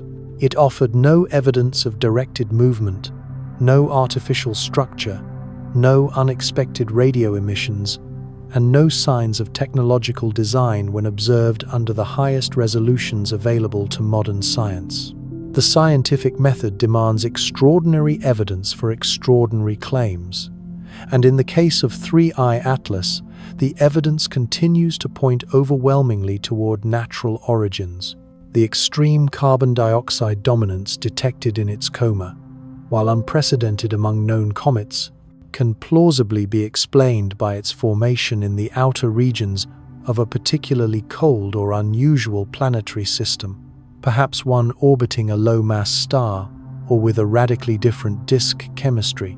The relative depletion of iron compared to nickel, though puzzling, could result from selective chemical processing during its long exposure to interstellar radiation, or from intrinsic differences in the elemental makeup of its parent system. Even its episodic outbursts and layered tail structures, while dramatic, find parallels in solar system comets such as Hale-Bopp and Holmes, which have displayed similarly complex and unexpected behavior. What is perhaps more revealing than the object itself is the very fact that so many people are compelled to ask whether it might be artificial. That impulse, rooted in both curiosity and a deep psychological need to find meaning in the unknown, speaks volumes about the way we respond to interstellar phenomena. When we encounter something truly foreign, something that has traveled for eons across the emptiness between stars, our first instinct is not always to ask how it formed, but rather who or what might have sent it. This response is deeply human. Our brains are wired to detect agency, to search for patterns, and to assume intention where none may exist.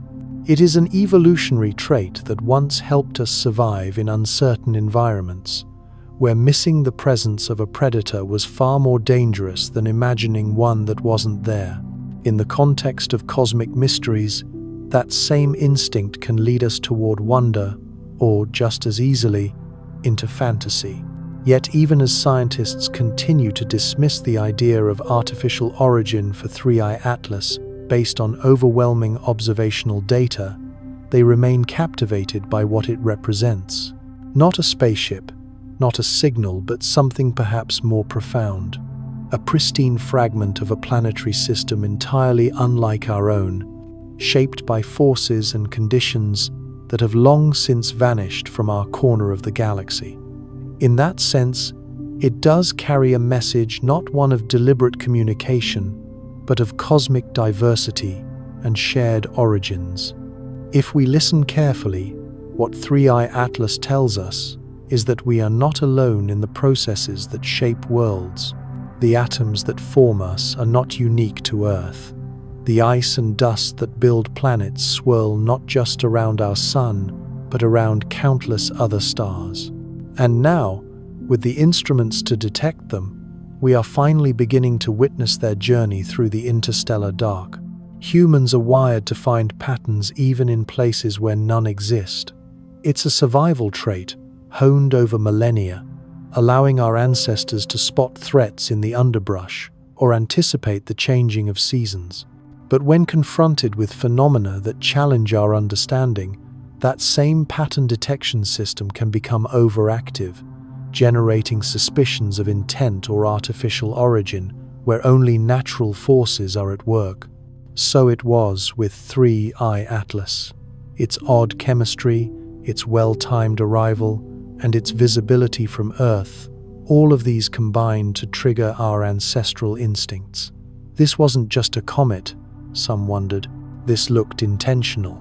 Surely, something or someone was behind it. But the cosmos is under no obligation to meet human expectations. Nature has had over 13 billion years to explore the full parameter space of chemistry and physics, from the crushing cores of dying stars to the icy voids between galaxies. The universe has refined its own processes, many of which still exceed our comprehension. Surprises, therefore, are not evidence of artificiality. They are reminders of how much we still have to learn. And yet, the media rarely treats them as such. A headline reading, "Scientists baffled by interstellar mystery," will always outperform the more accurate but less exciting, "Researchers study natural but unusual comet." The demand for novelty fuels speculation, and speculation feeds algorithms. Social media then amplifies this cycle, spreading half-formed theories faster than peer-reviewed data can catch up.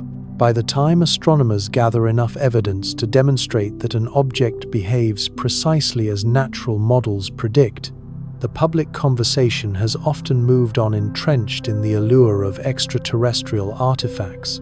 We've seen this before: fast radio bursts, quasar variability, the famous "wow." signal all were initially greeted with whispers of alien intelligence, only to be ultimately explained by more mundane, if still fascinating, astrophysical mechanisms. That doesn't mean the search for intelligent life should be abandoned. On the contrary, the odds favor its existence somewhere in this galaxy. But discovering it will require unmistakable evidence. Structured radio signals carrying information, technological artifacts, violating known physics, or controlled motion inconsistent with gravity and thermodynamics. 3. I-Atlas presented none of these signs. Its radio emissions were unremarkable, nothing but thermal radiation and spectral lines typical of cometary gas. Its trajectory followed gravity and volatile outgassing, easily modeled with current physics. Its interior, modeled via infrared data and brightness variations, resembled a loosely bound rubble pile of ice and rock, just like many long-period comets from our own system. And, most telling of all, its chemistry, while alien, fit precisely within the range predicted for material born around a different kind of star. Planetary formation models have long anticipated that every star ejects its share of debris during its chaotic youth. These fragments wander the interstellar void for eons, occasionally intersecting other systems like ours. Some will pass unseen. A few, like Oumuamua and now 3I Atlas, will be noticed. Such objects should, by definition, seem strange to us. They come from stellar nurseries with different dust compositions, radiation environments, and orbital dynamics. Their chemistry should reflect that difference. And so when we find one that behaves oddly, when its gases emit in strange ratios, or its dust polarizes sunlight in unfamiliar ways, we are not seeing evidence of intent. We are seeing diversity. We are seeing the galaxy's version of normal. All of the evidence, gathered throughout 3I Atlas's approach to perihelion, pointed to one conclusion: this object was natural. But that led to a more tantalizing question than whether it was artificial. Where had it come from? What distant star system birthed this icy traveler? How many millions, perhaps billions of years had it spent adrift in the dark, circling the galactic center before falling into the gravity well of our sun? The answers wouldn't be easy to uncover. Tracing an interstellar object backward through time requires precise astrometry, models of stellar movement, and a map of gravitational influences across light years. But preliminary reconstructions were already suggesting something remarkable: a possible point of origin, a candidate system, and perhaps even a rough estimate of when this ancient fragment began its journey across the stars. It had traveled so far, and it had arrived at just the right time when our instruments were finally sensitive enough to notice. Part 9. Origins and Biography of 3I Atlas. Tracing the biography of an interstellar visitor is unlike reconstructing the past of any solar system object. It means unraveling a story that began before Earth existed, before the sun was even born. Within the icy heart and vaporous coma of 3I Atlas lies a chemical and kinematic fossil, encoding events that occurred billions of years ago when the Milky Way itself was still in its formative youth. The first clues to this ancient origin come not from chemistry, but from mathematics, from orbital dynamics and kinematic modeling.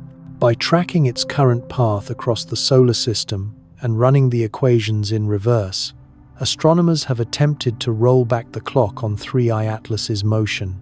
Preliminary models from the European Southern Observatory suggest that this object may have originated in the galaxy's thick disk, a population of stars formed roughly between 7 and 12 billion years ago. If that holds true, then 3I Atlas is older than the solar system. It would have been dislodged from its birthplace long before the sun condensed from its molecular cloud, and in that case, this object represents a time capsule from an era when star formation was more intense, when the interstellar medium was different, and when the Milky Way was still assembling its structure from smaller galactic fragments. The chemistry supports this hypothesis. Stars belonging to the thick disk population display markedly different elemental compositions than younger stars like the Sunday. The pronounced depletion of iron and the unusual dominance of carbon dioxide detected in 3.1 Atlas are entirely consistent with a formation environment shaped by different metallicity and different volatile balances. In other words, it was born in a stellar nursery where the rules were not the same. But how does a fragment of rock and ice escape from its parent star system to become an interstellar drifter? The most plausible scenario involves gravitational slingshots during the chaotic early phases of planetary system evolution. When giant planets migrate either inward toward their star or outward toward the system's edge, they destabilize the orbits of smaller bodies around them. Some of those bodies spiral into the star, others are captured, and some are flung away entirely, ejected onto hyperbolic paths that escape the gravitational pull of their birthplace. Simulations suggest this is a universal feature of planetary formation. For every kilogram of material that ends up in planets, moons, or asteroids, perhaps 10 kilograms are cast out into the void. The galaxy should be teeming with these castaways, trillions of icy relics from billions of planetary systems. Most go unnoticed. A rare few, like 3i Atlas, drift close enough to be caught in a passing solar system's gravitational field and are seen for what they are, messengers from the deep past. Once ejected, the journey begins. In the interstellar medium, space is not empty, but unimaginably sparse, just one atom per cubic centimeter. Temperatures hover barely above absolute zero. Here, 3i Atlas would have been preserved in perfect cosmic refrigeration for billions of years, its internal structure and volatile components locked in stasis. Yet its odyssey was not entirely without events. Recent galactic trajectory simulations have identified several close stellar encounters during its voyage. In the last 10 million years alone, 3.1 Atlas likely passed within 1 parsec about 3 light-years of at least 6 different stars. These encounters, though distant by human standards, are close enough on galactic scales to nudge an object's path slightly, subtly altering its future course. One particularly significant encounter occurred roughly 4 million years ago. At that time, 3.1 Atlas passed within a light-year of a red dwarf in the constellation Cassiopeia. The gravitational influence of this near miss was likely strong enough to shift the object's trajectory, just enough to complicate our attempts to trace its origin back to a specific parent star. But gravity was not the only force acting upon it.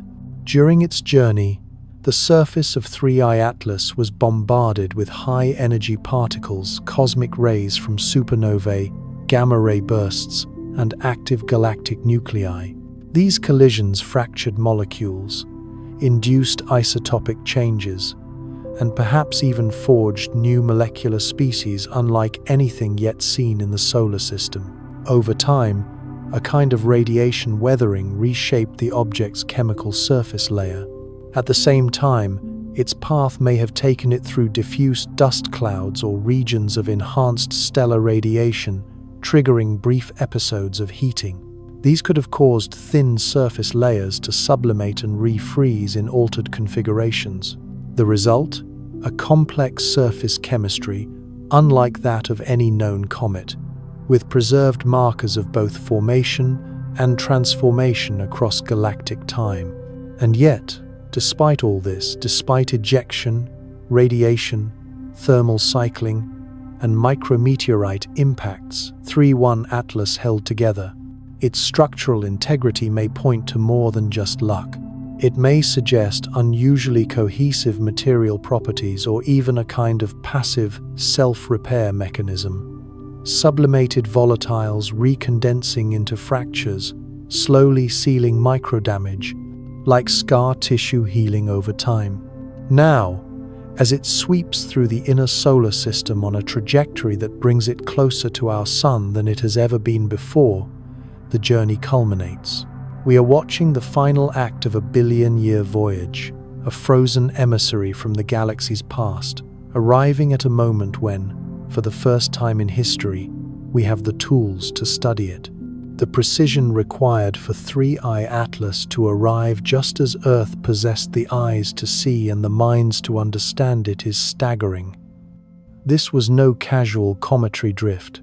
The object had to endure billions of years in the desolate wilderness of interstellar space, survive countless brushes with stellar gravity wells, and reach our solar system during the narrowest of historical windows, when 21st century humanity had developed both the telescopes to detect it and the scientific maturity to grasp its implications. Had it arrived a few centuries earlier, it might have passed unnoticed, mistaken for a common, wandering star. A few centuries later, perhaps we would have glimpsed it, but failed to decode its secrets before it faded into the void once more. And yet, here it was in perfect synchrony with the launch of the James Webb Space Telescope, with our spectrometers tuned and our theories ready to be tested. Coincidence? Perhaps. But the timing felt uncanny. Yet beyond its remarkable arrival, 3I Atlas offered something more profound, a direct sample of the galactic past. Every atom in its structure, every trace of carbon, every molecule of oxygen, every speck of nickel was forged in stars that lived and died long before the Sunday. This object is more than a comet. It is the solid residue of stellar alchemy, compacted, frozen, and hurled into the cosmos as a byproduct of world-making in another system long ago. To study 3I Atlas is to touch the memory of the galaxy itself. Its chemistry tells the story of volatile evolution under alien conditions, worlds formed around stars with different masses, different temperatures, and different metallicities than our own. If the hypothesis of a galactic thick disk origin holds true, then this is not just a message in a bottle. It is a fossil from the galaxy's youth, a remnant from a time when stars blazed more brightly and planetary materials condensed under conditions now rare in the modern Milky Way. And still, the deeper we looked, the more elusive its identity became. Despite all our modeling and chemical analysis, we could not pinpoint the star that birthed it. Galactic evolution had smeared its trajectory across time and space, erasing the fingerprints of its origin. In this way, 3I Atlas reminds us of the limits of interstellar archaeology. Unlike terrestrial fossils embedded in rock, it drifts alone, unmoored from its past. Its biography must be inferred from indirect clues: its composition, its motion, its spectral whispers. Even so, its significance is undiminished.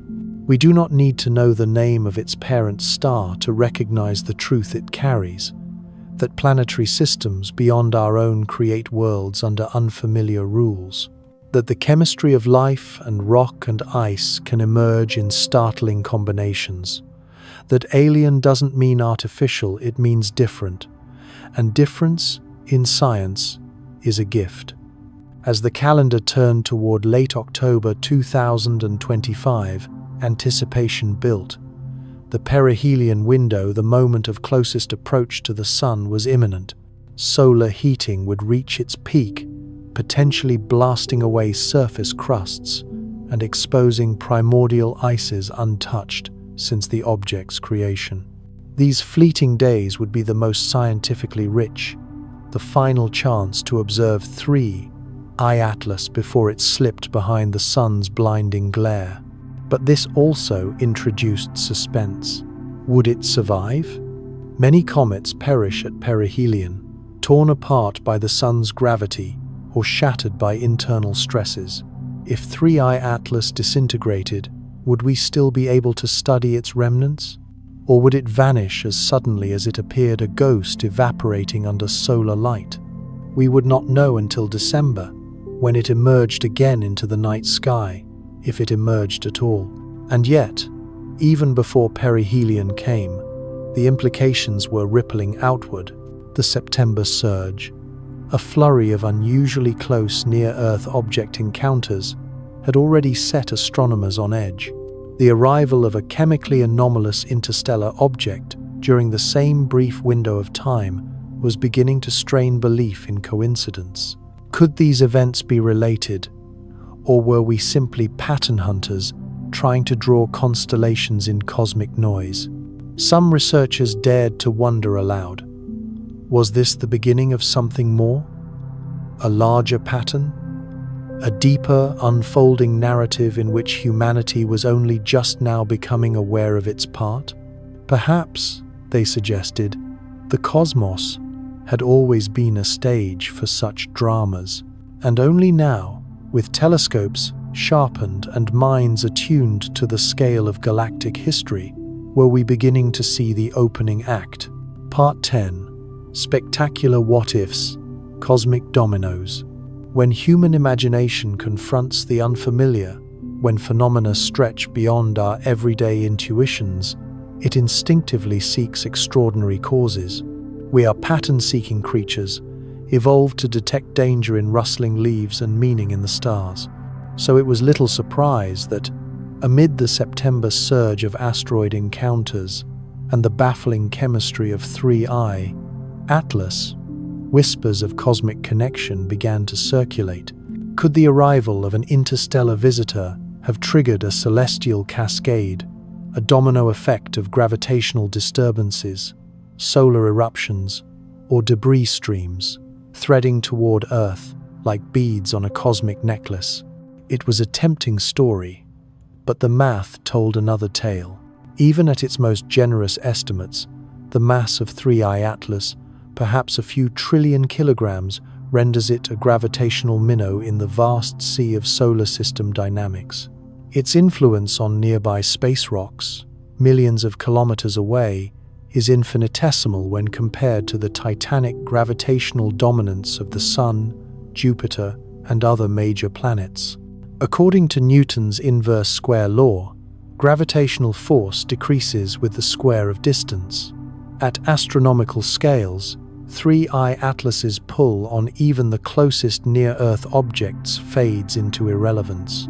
For perspective, the gravitational attraction between 3I Atlas and asteroid FA22, which both occupied the inner solar system during the September window, was equivalent to that between two cars parked in neighboring cities. No cosmic choreography, no celestial spoon stirring a planetary soup, just cold, clean physics. And yet the theories persisted. Why? Because our minds are wired for connection. When two unusual events happen close together in time, we reflexively assume cause and effect. This tendency kept our ancestors alive on the savannah. But it can mislead us in the astronomical domain, where distances, masses, and forces operate on a scale that defies human intuition. Some speculations reached even farther.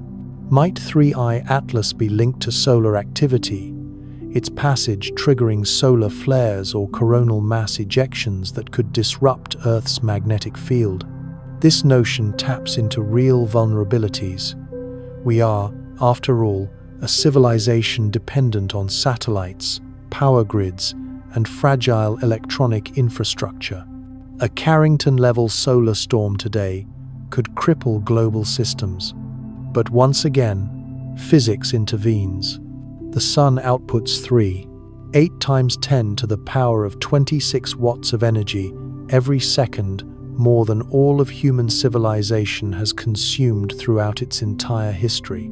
The idea that a small comet, passing over 100 million kilometers away, could alter that output is akin to tossing a pebble into a hurricane and expecting it to change direction. Solar variability is governed by internal magnetic processes, not the passage of icy visitors. Any apparent correlation between comet flybys and solar flares is statistical noise, not cosmic causality. Other scenarios, Farid no better.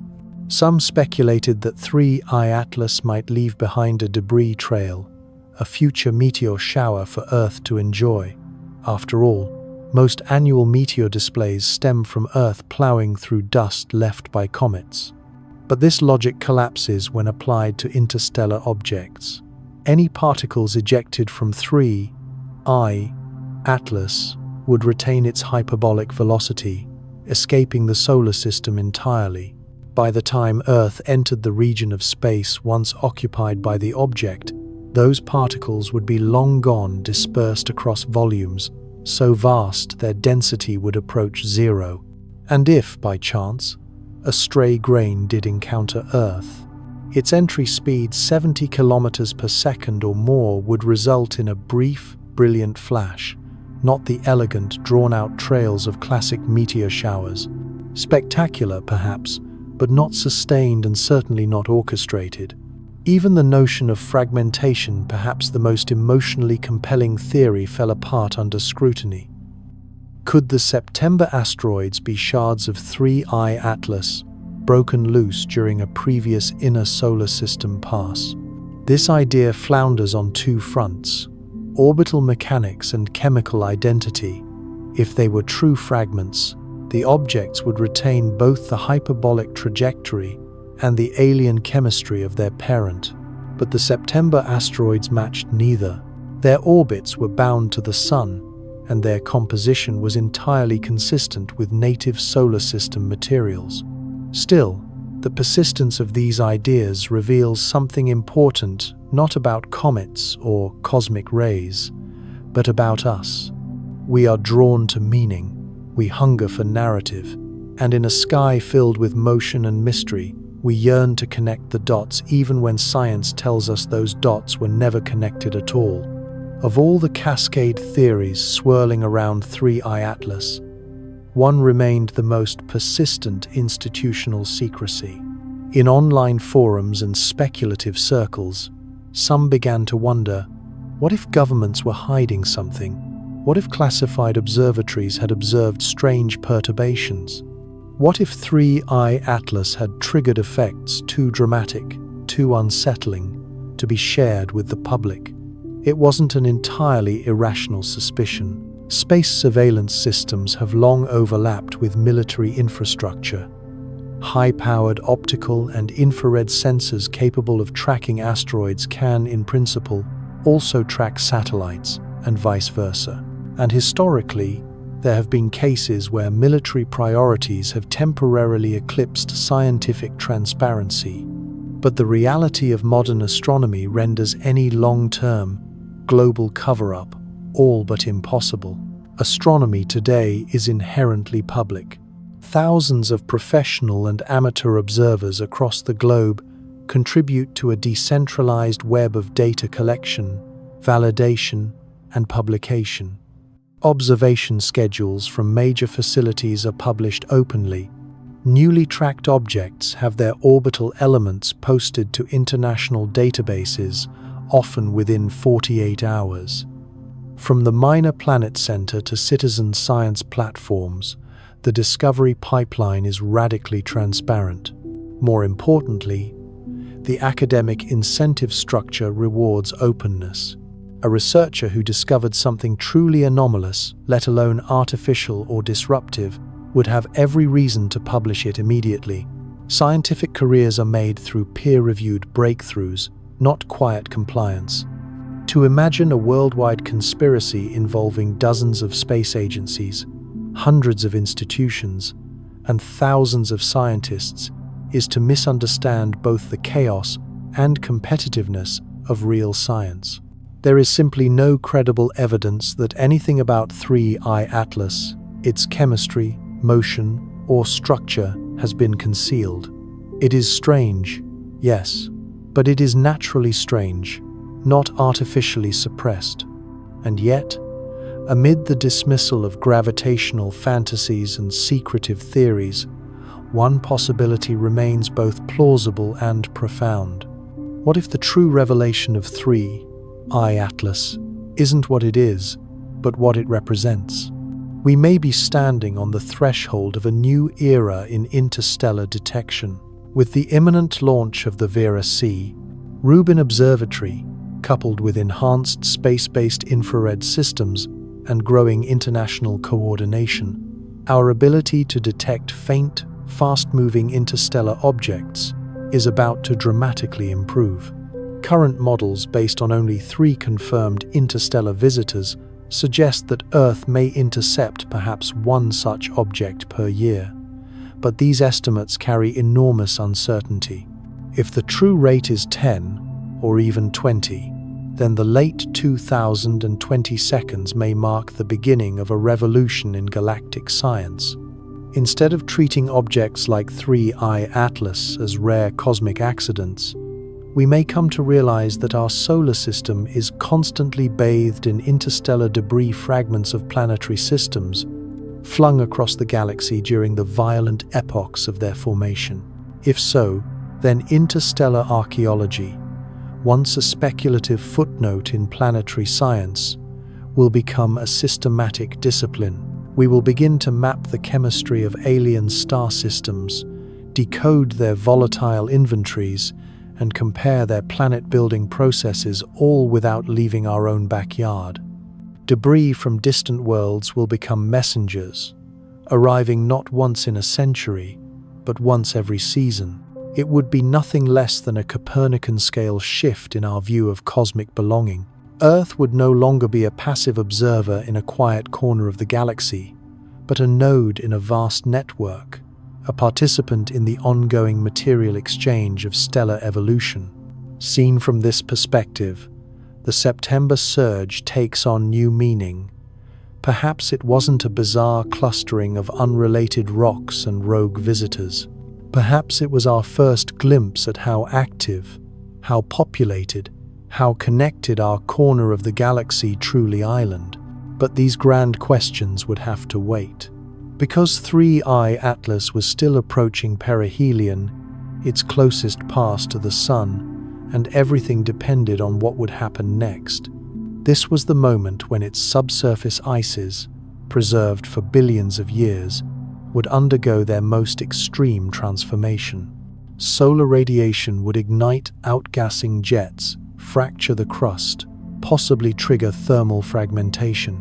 Would the object survive intact, or would it disintegrate, like many comets before it? If it broke apart, we might lose our best chance in generations to study authentic extrasolar material up close. But if it endured, if it emerged from solar glare in early December, still active and chemically rich, it could become the most comprehensively studied interstellar object in human history. A frozen fragment of another world, another time, another star system preserved against the odds, and delivered to us by the galaxy itself. And somewhere, among those swirling jets and silicate grains, the story of that distant world might still be waiting to be read. Part 11 Observational Windows, late 2025 to 2026.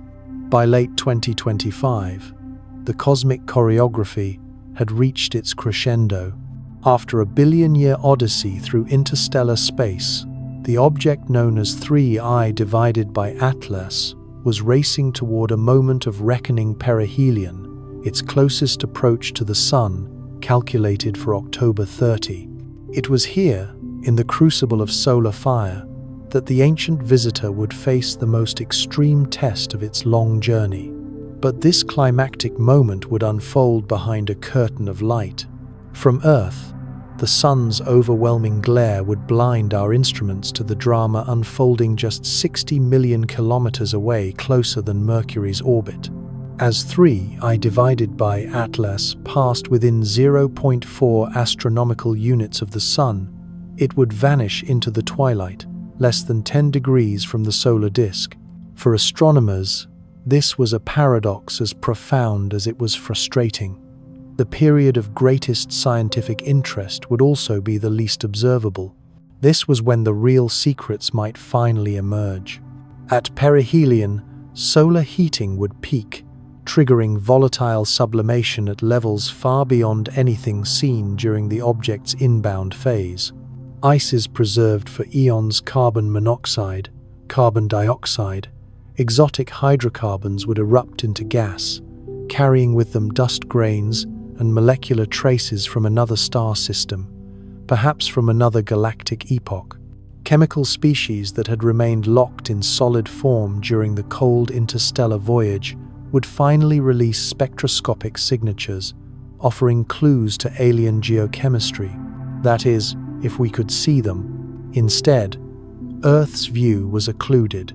The visitor was center stage, but veiled behind solar brilliance, performing its most revealing act in total invisibility. Would it survive the heat? Would it fragment? No one knew. The stakes were immense.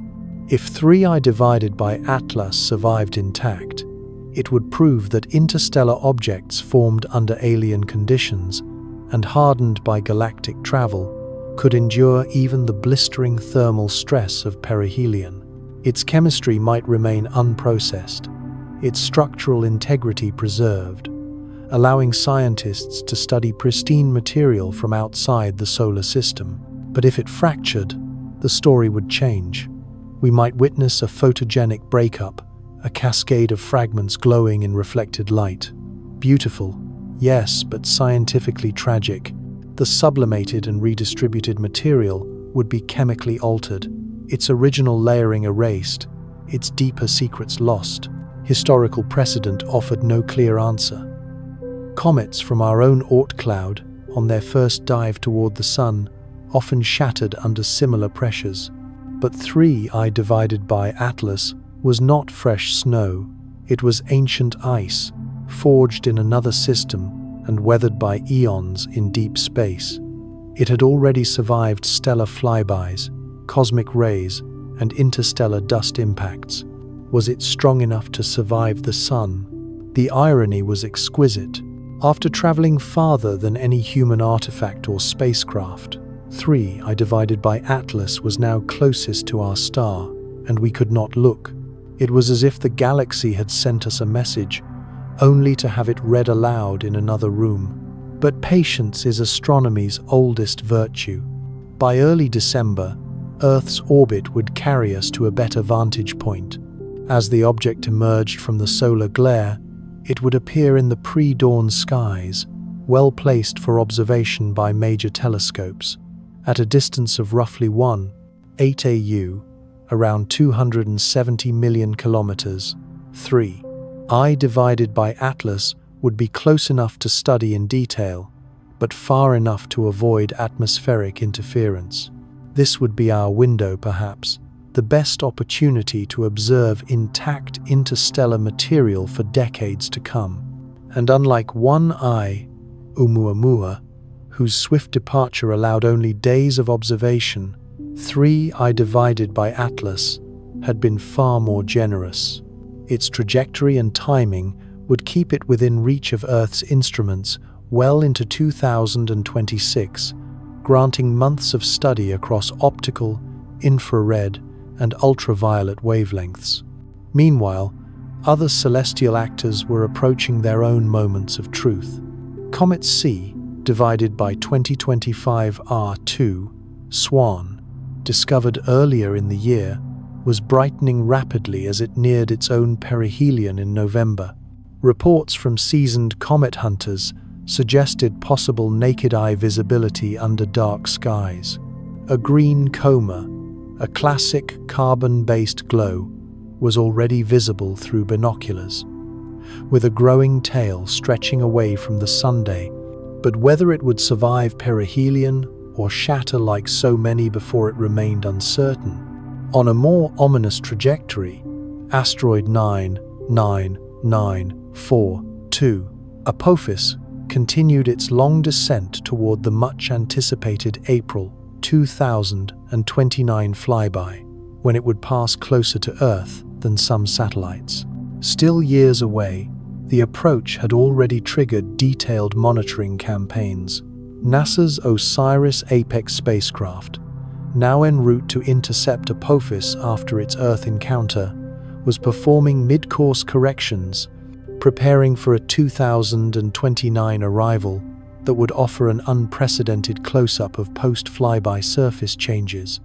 And beyond it all, the most profound transformation in our cosmic awareness was just beginning. The Vera C. Rubin Observatory, the most powerful time-domain sky survey ever built, was ramping up toward full operations. Its wide-field eye would scan the heavens every few nights, cataloging faint, fast-moving interstellar objects by the dozens. With enhanced infrared surveillance from orbit and global data-sharing frameworks, the era of interstellar archaeology might truly begin.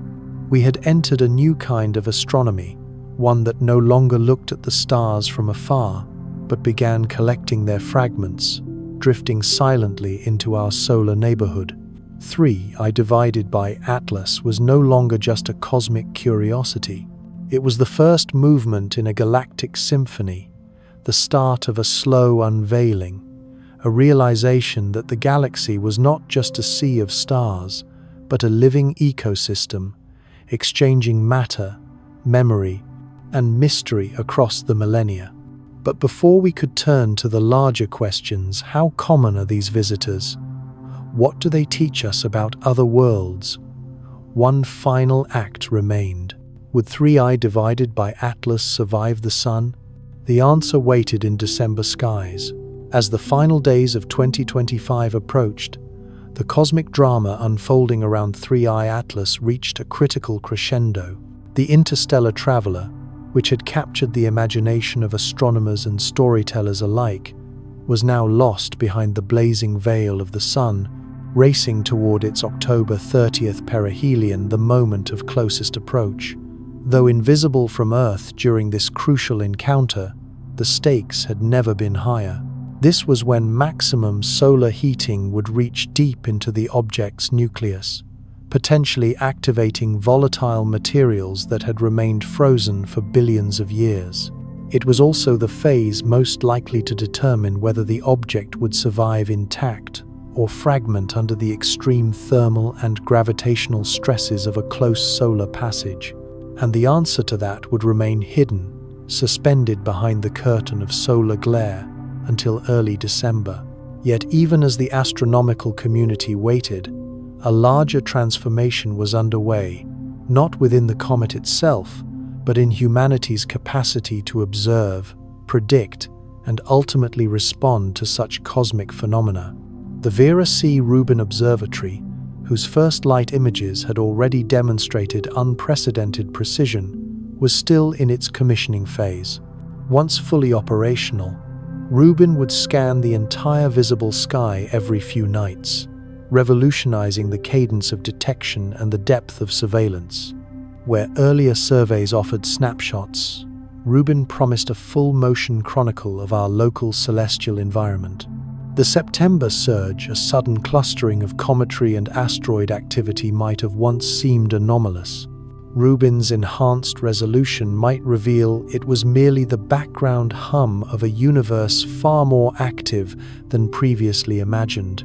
Parallel to Rubin's awakening, NASA's Near-Earth Object Surveyor mission, scheduled for a 2027 launch, was preparing to close one of our greatest blind spots: objects approaching from the sunward direction. Orbiting just behind Earth in our solar orbit, NEO-Surveyor would scan the sky in infrared, detecting the faint heat signatures of asteroids and comets, invisible to optical telescopes.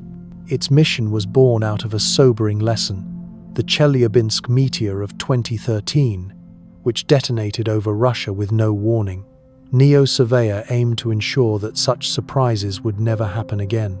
Amid these advances, citizen astronomers also played a critical role. Comet C/2025 R2 Swan, still visible in the northern hemisphere, offered nightly opportunities for amateur telescopes to capture its greenish coma and growing tail. When 3I Atlas re-emerged in December, its southern sky debut would belong first to the southern hemisphere's backyard observatories. While likely too faint for visual detection, Astrophotographers and data enthusiasts could still capture images that revealed tail structure, dust activity, and if it had survived the first signs of post-perihelion evolution. But this wasn't just a season of science. It was a rehearsal for planetary defense. The simultaneous presence of multiple potentially hazardous asteroids, the close flyby of Apophis expected in April 2029, and the increasing detection of interstellar objects demanded new levels of international cooperation. No single observatory or agency could monitor all approach vectors or identify every object in time. Only through redundancy overlapping systems across wavelengths, hemispheres, and institutions could we begin to build a truly resilient surveillance network. In this context, the September surge was not just a curiosity, it was a stress test for the future. And what futures might unfold? The possibilities, depending on choices made in the years ahead, are vast. In the most optimistic scenario, the 2020s become known as the era when humanity decisively embraced its cosmic responsibility. Rubin and NEO-Surveyor work in harmony with future generations of telescopes, forming a web of near-complete planetary awareness.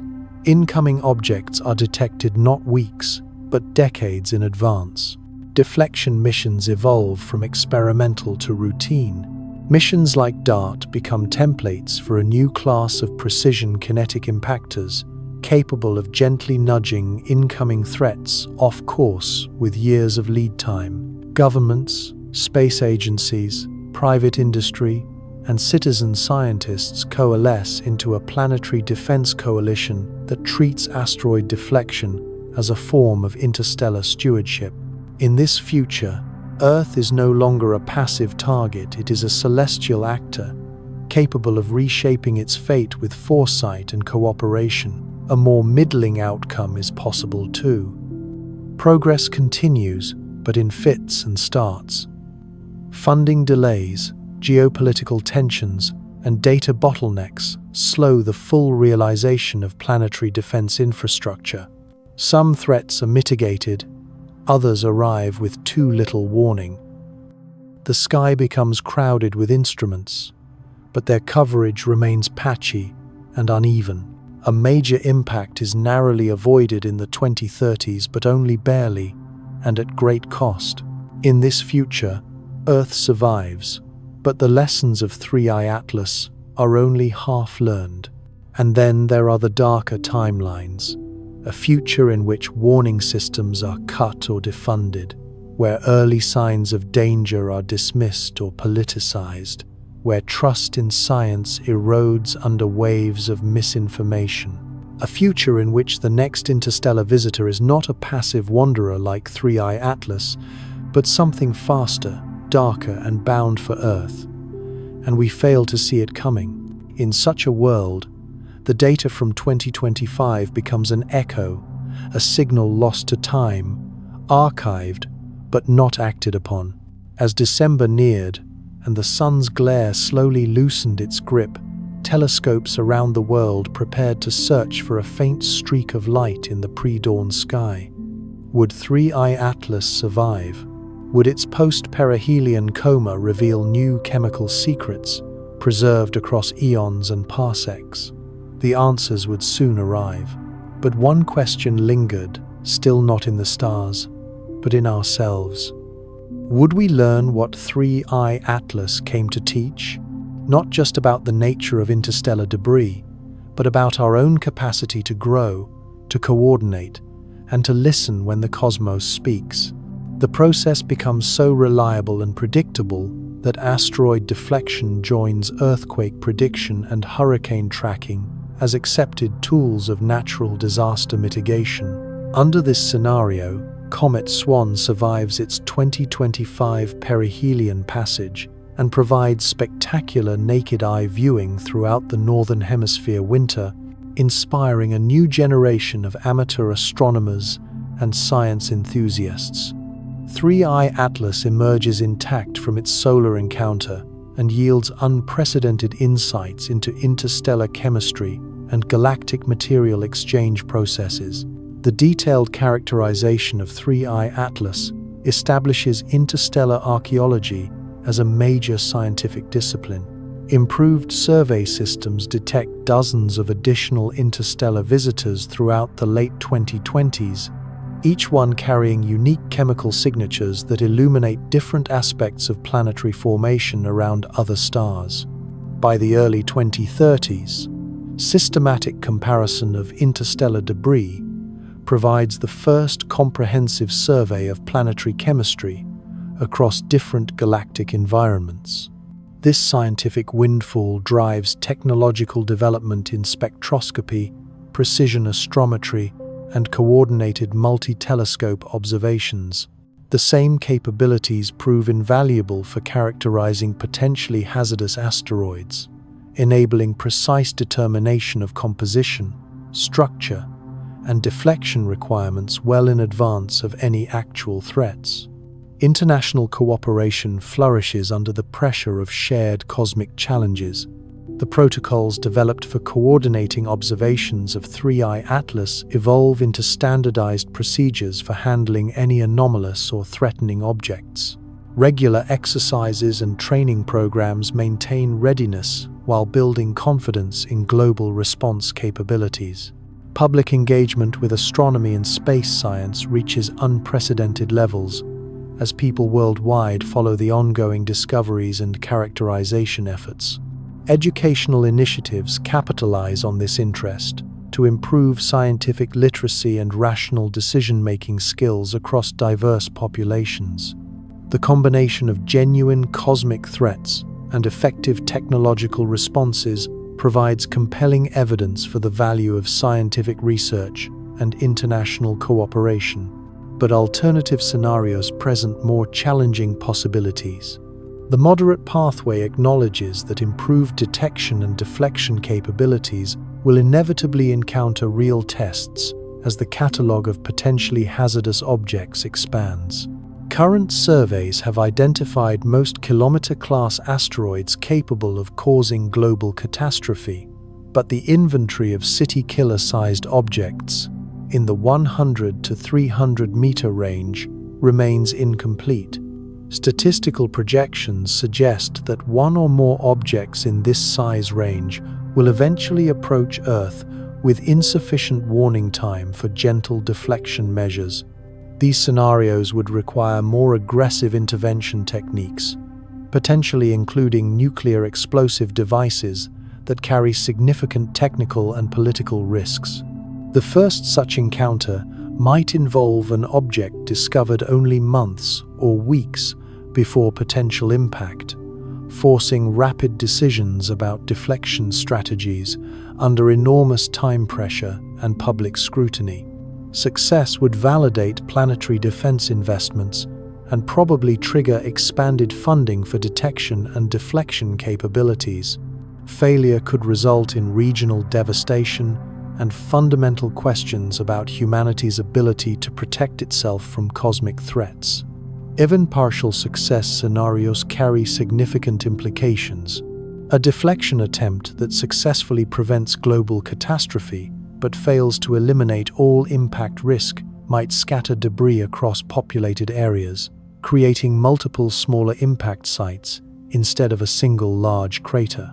Public perception of such outcomes could shift from viewing planetary defense as heroic protection toward viewing it as dangerous meddling with natural processes. Ocean impacts present particularly complex challenges for both deflection strategy and public communication.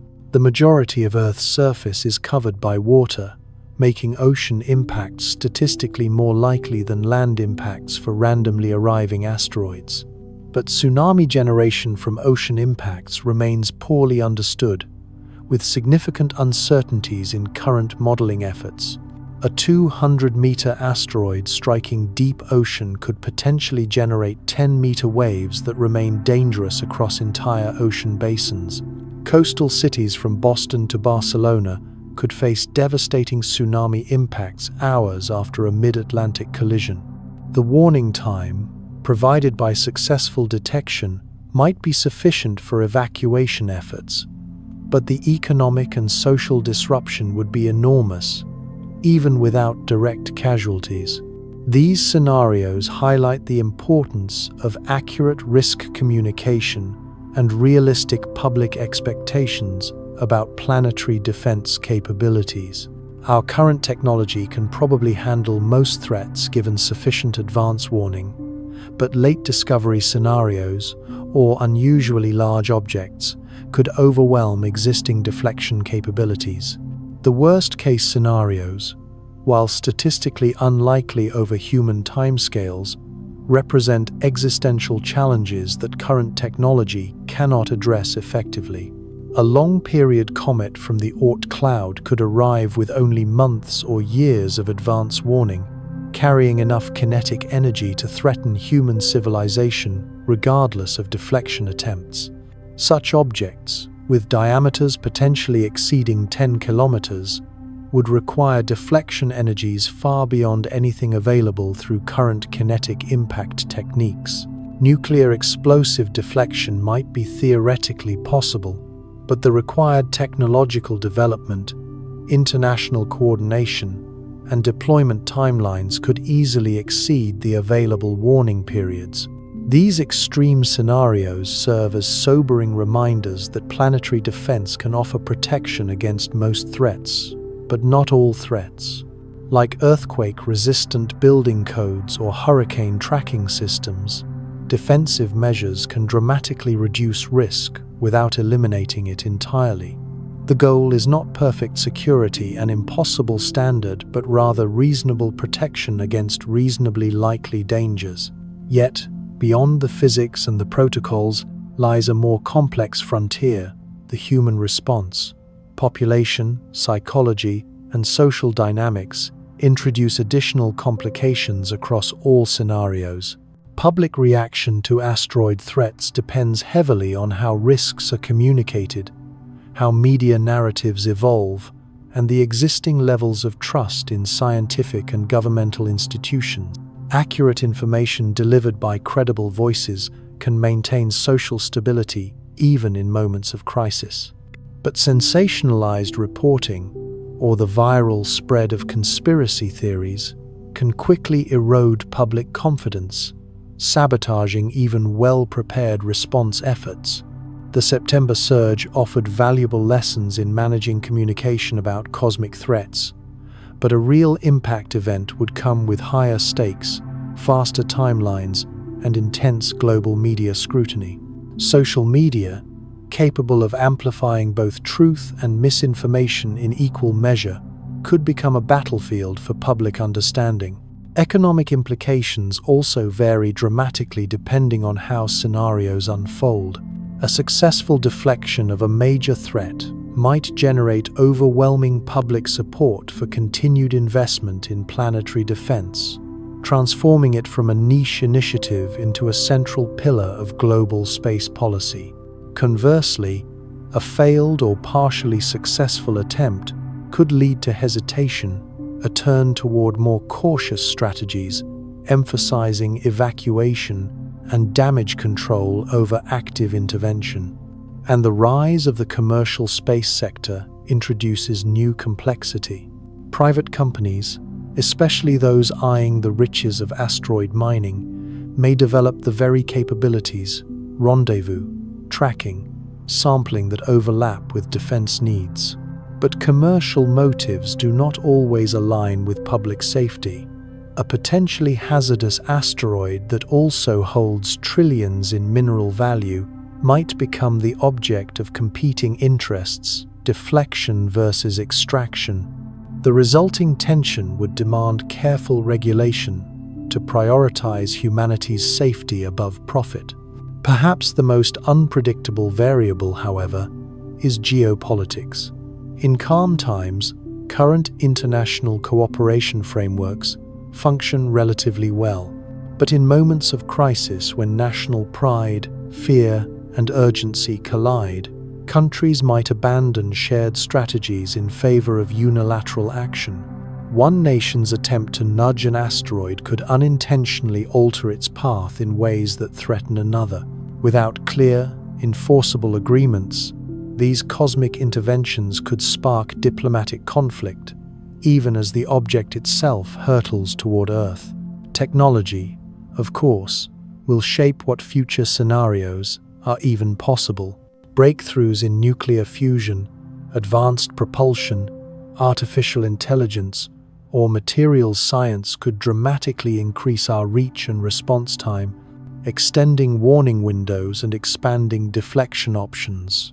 But such progress is never guaranteed. Funding shortfalls, shifting political priorities, or competing crises could lead to stagnation. Climate change, pandemics, economic instability, each vies for attention and resources. And in that crowded arena, threats from space, still perceived by many as distant and abstract, might be pushed to the margins. Yet, against that backdrop of uncertainty, something remarkable remains.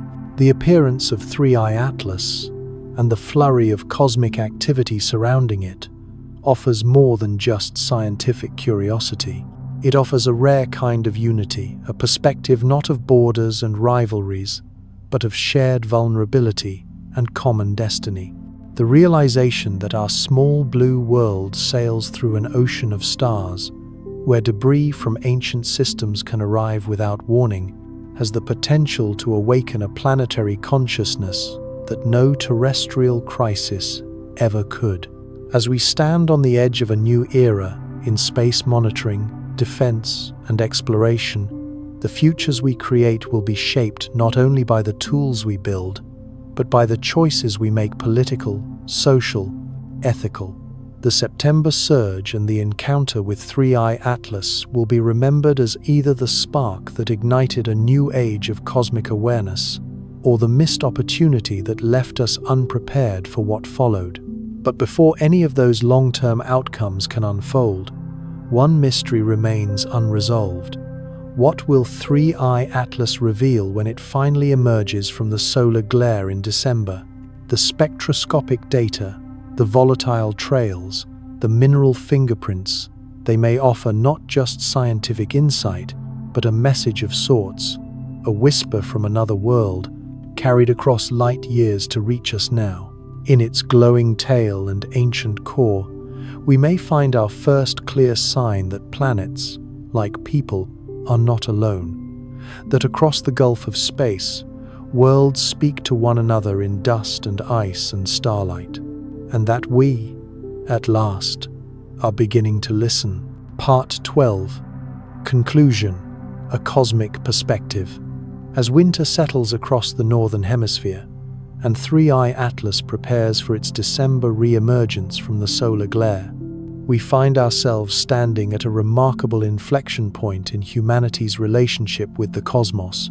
The events of September in the year 2025, from FA-22's close encounter, to Comet Swan's luminous ascent, to the confirmed discovery of our third interstellar visitor, have gifted us more than mere scientific data or validation of planetary defense protocols. They have provided something rarer and deeper, a new lens through which to perceive our place in the universe. For the vast majority of human history, the night sky seemed a realm of order and permanence. The stars wheeled overhead in patterns that never changed. Planets traced their wandering paths with stately predictability, and comets or meteors were fleeting messengers, reminders that space was not completely inert. This perception fostered a quiet sense of cosmic isolation. Earth, and all who dwell upon it, felt like the unique outcome of local processes, adrift in an otherwise indifferent void, fundamentally disconnected from the rest of the galaxy by unimaginable distances and incomprehensible timescales. But the September surge shattered that illusion. What we witnessed was not an exception, but a revelation. Our solar system, far from being a sleepy backwater, is a crossroads, a gravitational intersection where ancient travelers from other stars pass through, bearing with them the chemistry and memory of places we may never visit. 3I Atlas, alone, constitutes a direct physical link to stellar processes that unfolded billions of years ago in parts of the galaxy, as yet unreachable by any human spacecraft. Its presence represents more than a scientific anomaly. It marks a paradigm shift in cosmic perspective, as profound in its implications as the Copernican revolution or the discovery of the expanding universe. We are no longer to be considered isolated products of a solitary star, but rather active participants in a vast galactic system where matter and information flow freely across interstellar distances. The chemical archives locked within the ancient ices of 3I Atlas offer insight into the fundamental conditions of planet formation, the rates of stellar nucleosynthesis, and the nature of volatile chemistry in environments that predate our Sun by eons. Every spectroscopic reading taken from this object is a time capsule, a direct sampling of the galaxy's youth when star formation surged, when heavy elements were more sparsely distributed, when the building blocks of life itself were being forged in a cosmic crucible. Perhaps most profoundly, these events have shown that we now possess the tools to notice. The very networks that tracked FA-22's close approach and will monitor Apophis's dramatic flyby in 2029 are the same systems now capable of identifying and characterizing interstellar visitors like 3I Atlas. We have graduated from passive observers to active agents in what might be termed interstellar archaeology. Each new wide-field survey telescope that comes online, each improvement in spectroscopic resolution, each international agreement for coordinated sky monitoring brings us one step closer to comprehensive knowledge of our galactic neighborhood and our species' role within it. And this transition does not only touch astronomy or planetary defense.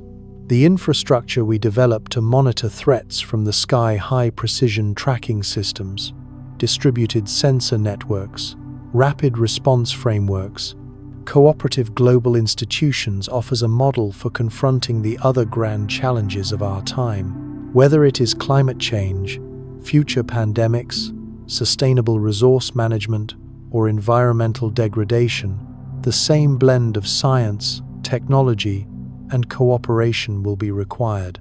The systems built to watch the heavens may be the same systems that safeguard the Earth. Yet beyond policy and planning lies an even deeper transformation, a shift in worldview. The awareness of interstellar material flowing through our solar system has the power to dissolve the mental boundaries that divide us. When we truly understand that our planet orbits within a galaxy filled with ancient dust and chemical echoes from other worlds, the lines that separate nations, ideologies, and economies seem thinner, less meaningful. We are all riding the same fragile world through a cosmic sea filled with the remains of dead stars and the seeds of new planets. The carbon in our cells was born in distant supernovae. The water in our bodies may have arrived aboard comets from the Kuiper belt.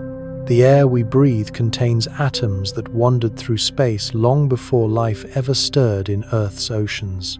This perspective reframes environmental stewardship and global solidarity from optional virtues into urgent necessities.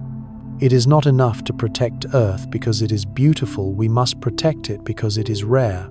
And if we are to thrive in a galaxy filled with potential dangers and potential wonder, we must do so together as a planetary civilization. The September surge has also reminded us how much we have yet to learn. Prevailing models suggest interstellar visitors should be exceedingly rare, perhaps one detectable object every few years, assuming ideal conditions. But if 3I Atlas is not an anomaly, but a typical event, then our models may be wildly underestimating the frequency of such cosmic travelers. The next generation of surveys, particularly the Vera C. Rubin Observatory, may reveal a hidden population of interstellar debris passing through our system in numbers we never imagined. Dozens, even hundreds, of such objects could visit us every year, most too small or dark to detect with current tools. This would transform our understanding of galactic material exchange rates and the true frequency of information transfer between stellar systems. Such discoveries raise profound questions about the prevalence of complex chemistry and perhaps even biological processes throughout the galaxy. If interstellar space is seeded with organic compounds and volatile substances that originated within diverse planetary environments, then the ingredients for life may be scattered far more widely than we have dared to imagine. Every comet that enters our solar system, whether drawn from the ancient reservoir of the Oort cloud or flung across the void from distant star systems, carries within it a time capsule, a frozen record of the chemical conditions that prevailed at its formation. These celestial messengers serve as natural laboratories, providing access to stellar processes and planetary environments far beyond the reach of even our most ambitious space missions. Yet unlocking their secrets requires sustained investment in the very systems that made the discoveries of September possible: detection, tracking, and detailed characterization. The technologies and institutional frameworks that enabled us to identify 3I Atlas as an interstellar visitor and to follow the safe passage of FA-22 represent the culmination of decades of scientific effort, technological development, and international cooperation. But these systems do not sustain themselves. They must be nurtured through continued funding, regular upgrades, and strong political support from both national governments and global institutions.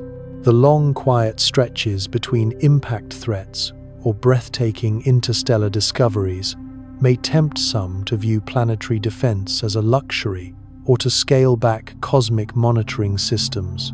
That would be a grave mistake. The September surge revealed a cosmic neighborhood far more dynamic, interactive, and crowded than we previously believed. For the first time, we are developing the tools to perceive and understand our place within galactic-scale processes that have been unfolding for billions of years. The coming decades hold the promise of revolutionary insights into how planets form, how stars evolve, and how galaxies exchange the elemental building blocks of life. These insights will arrive not through rare spacecraft encounters, but through the routine analysis of messengers delivered naturally to our doorstep if we remain vigilant. We face a stark choice. We can embrace our emerging role as citizens of the cosmos, expanding our capabilities to monitor, study, and protect our planet while deepening our understanding of the galactic systems that bind us.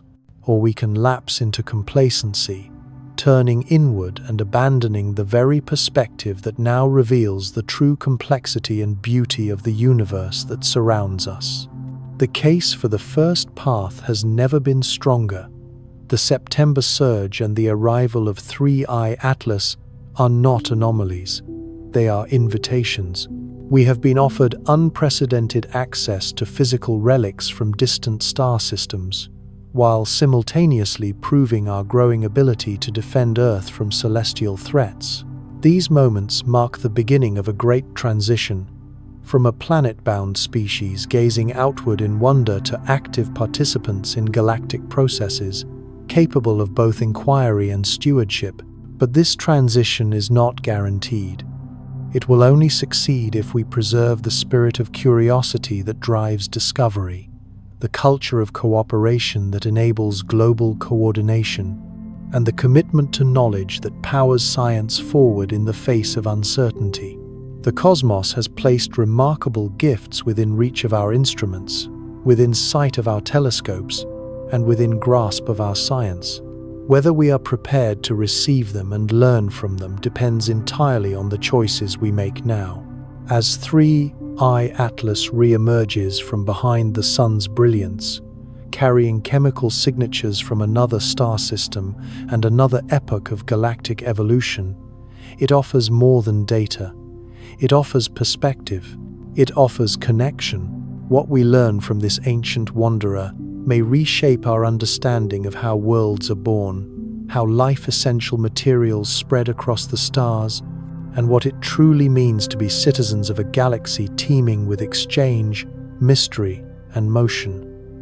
The September surge was not an ending, it was a beginning. The real journey toward cosmic archaeology, galactic citizenship, and interstellar understanding lies ahead, waiting for us to find the wisdom, the unity, and the will to read the messages carried by ancient travelers across the dark spaces between the stars.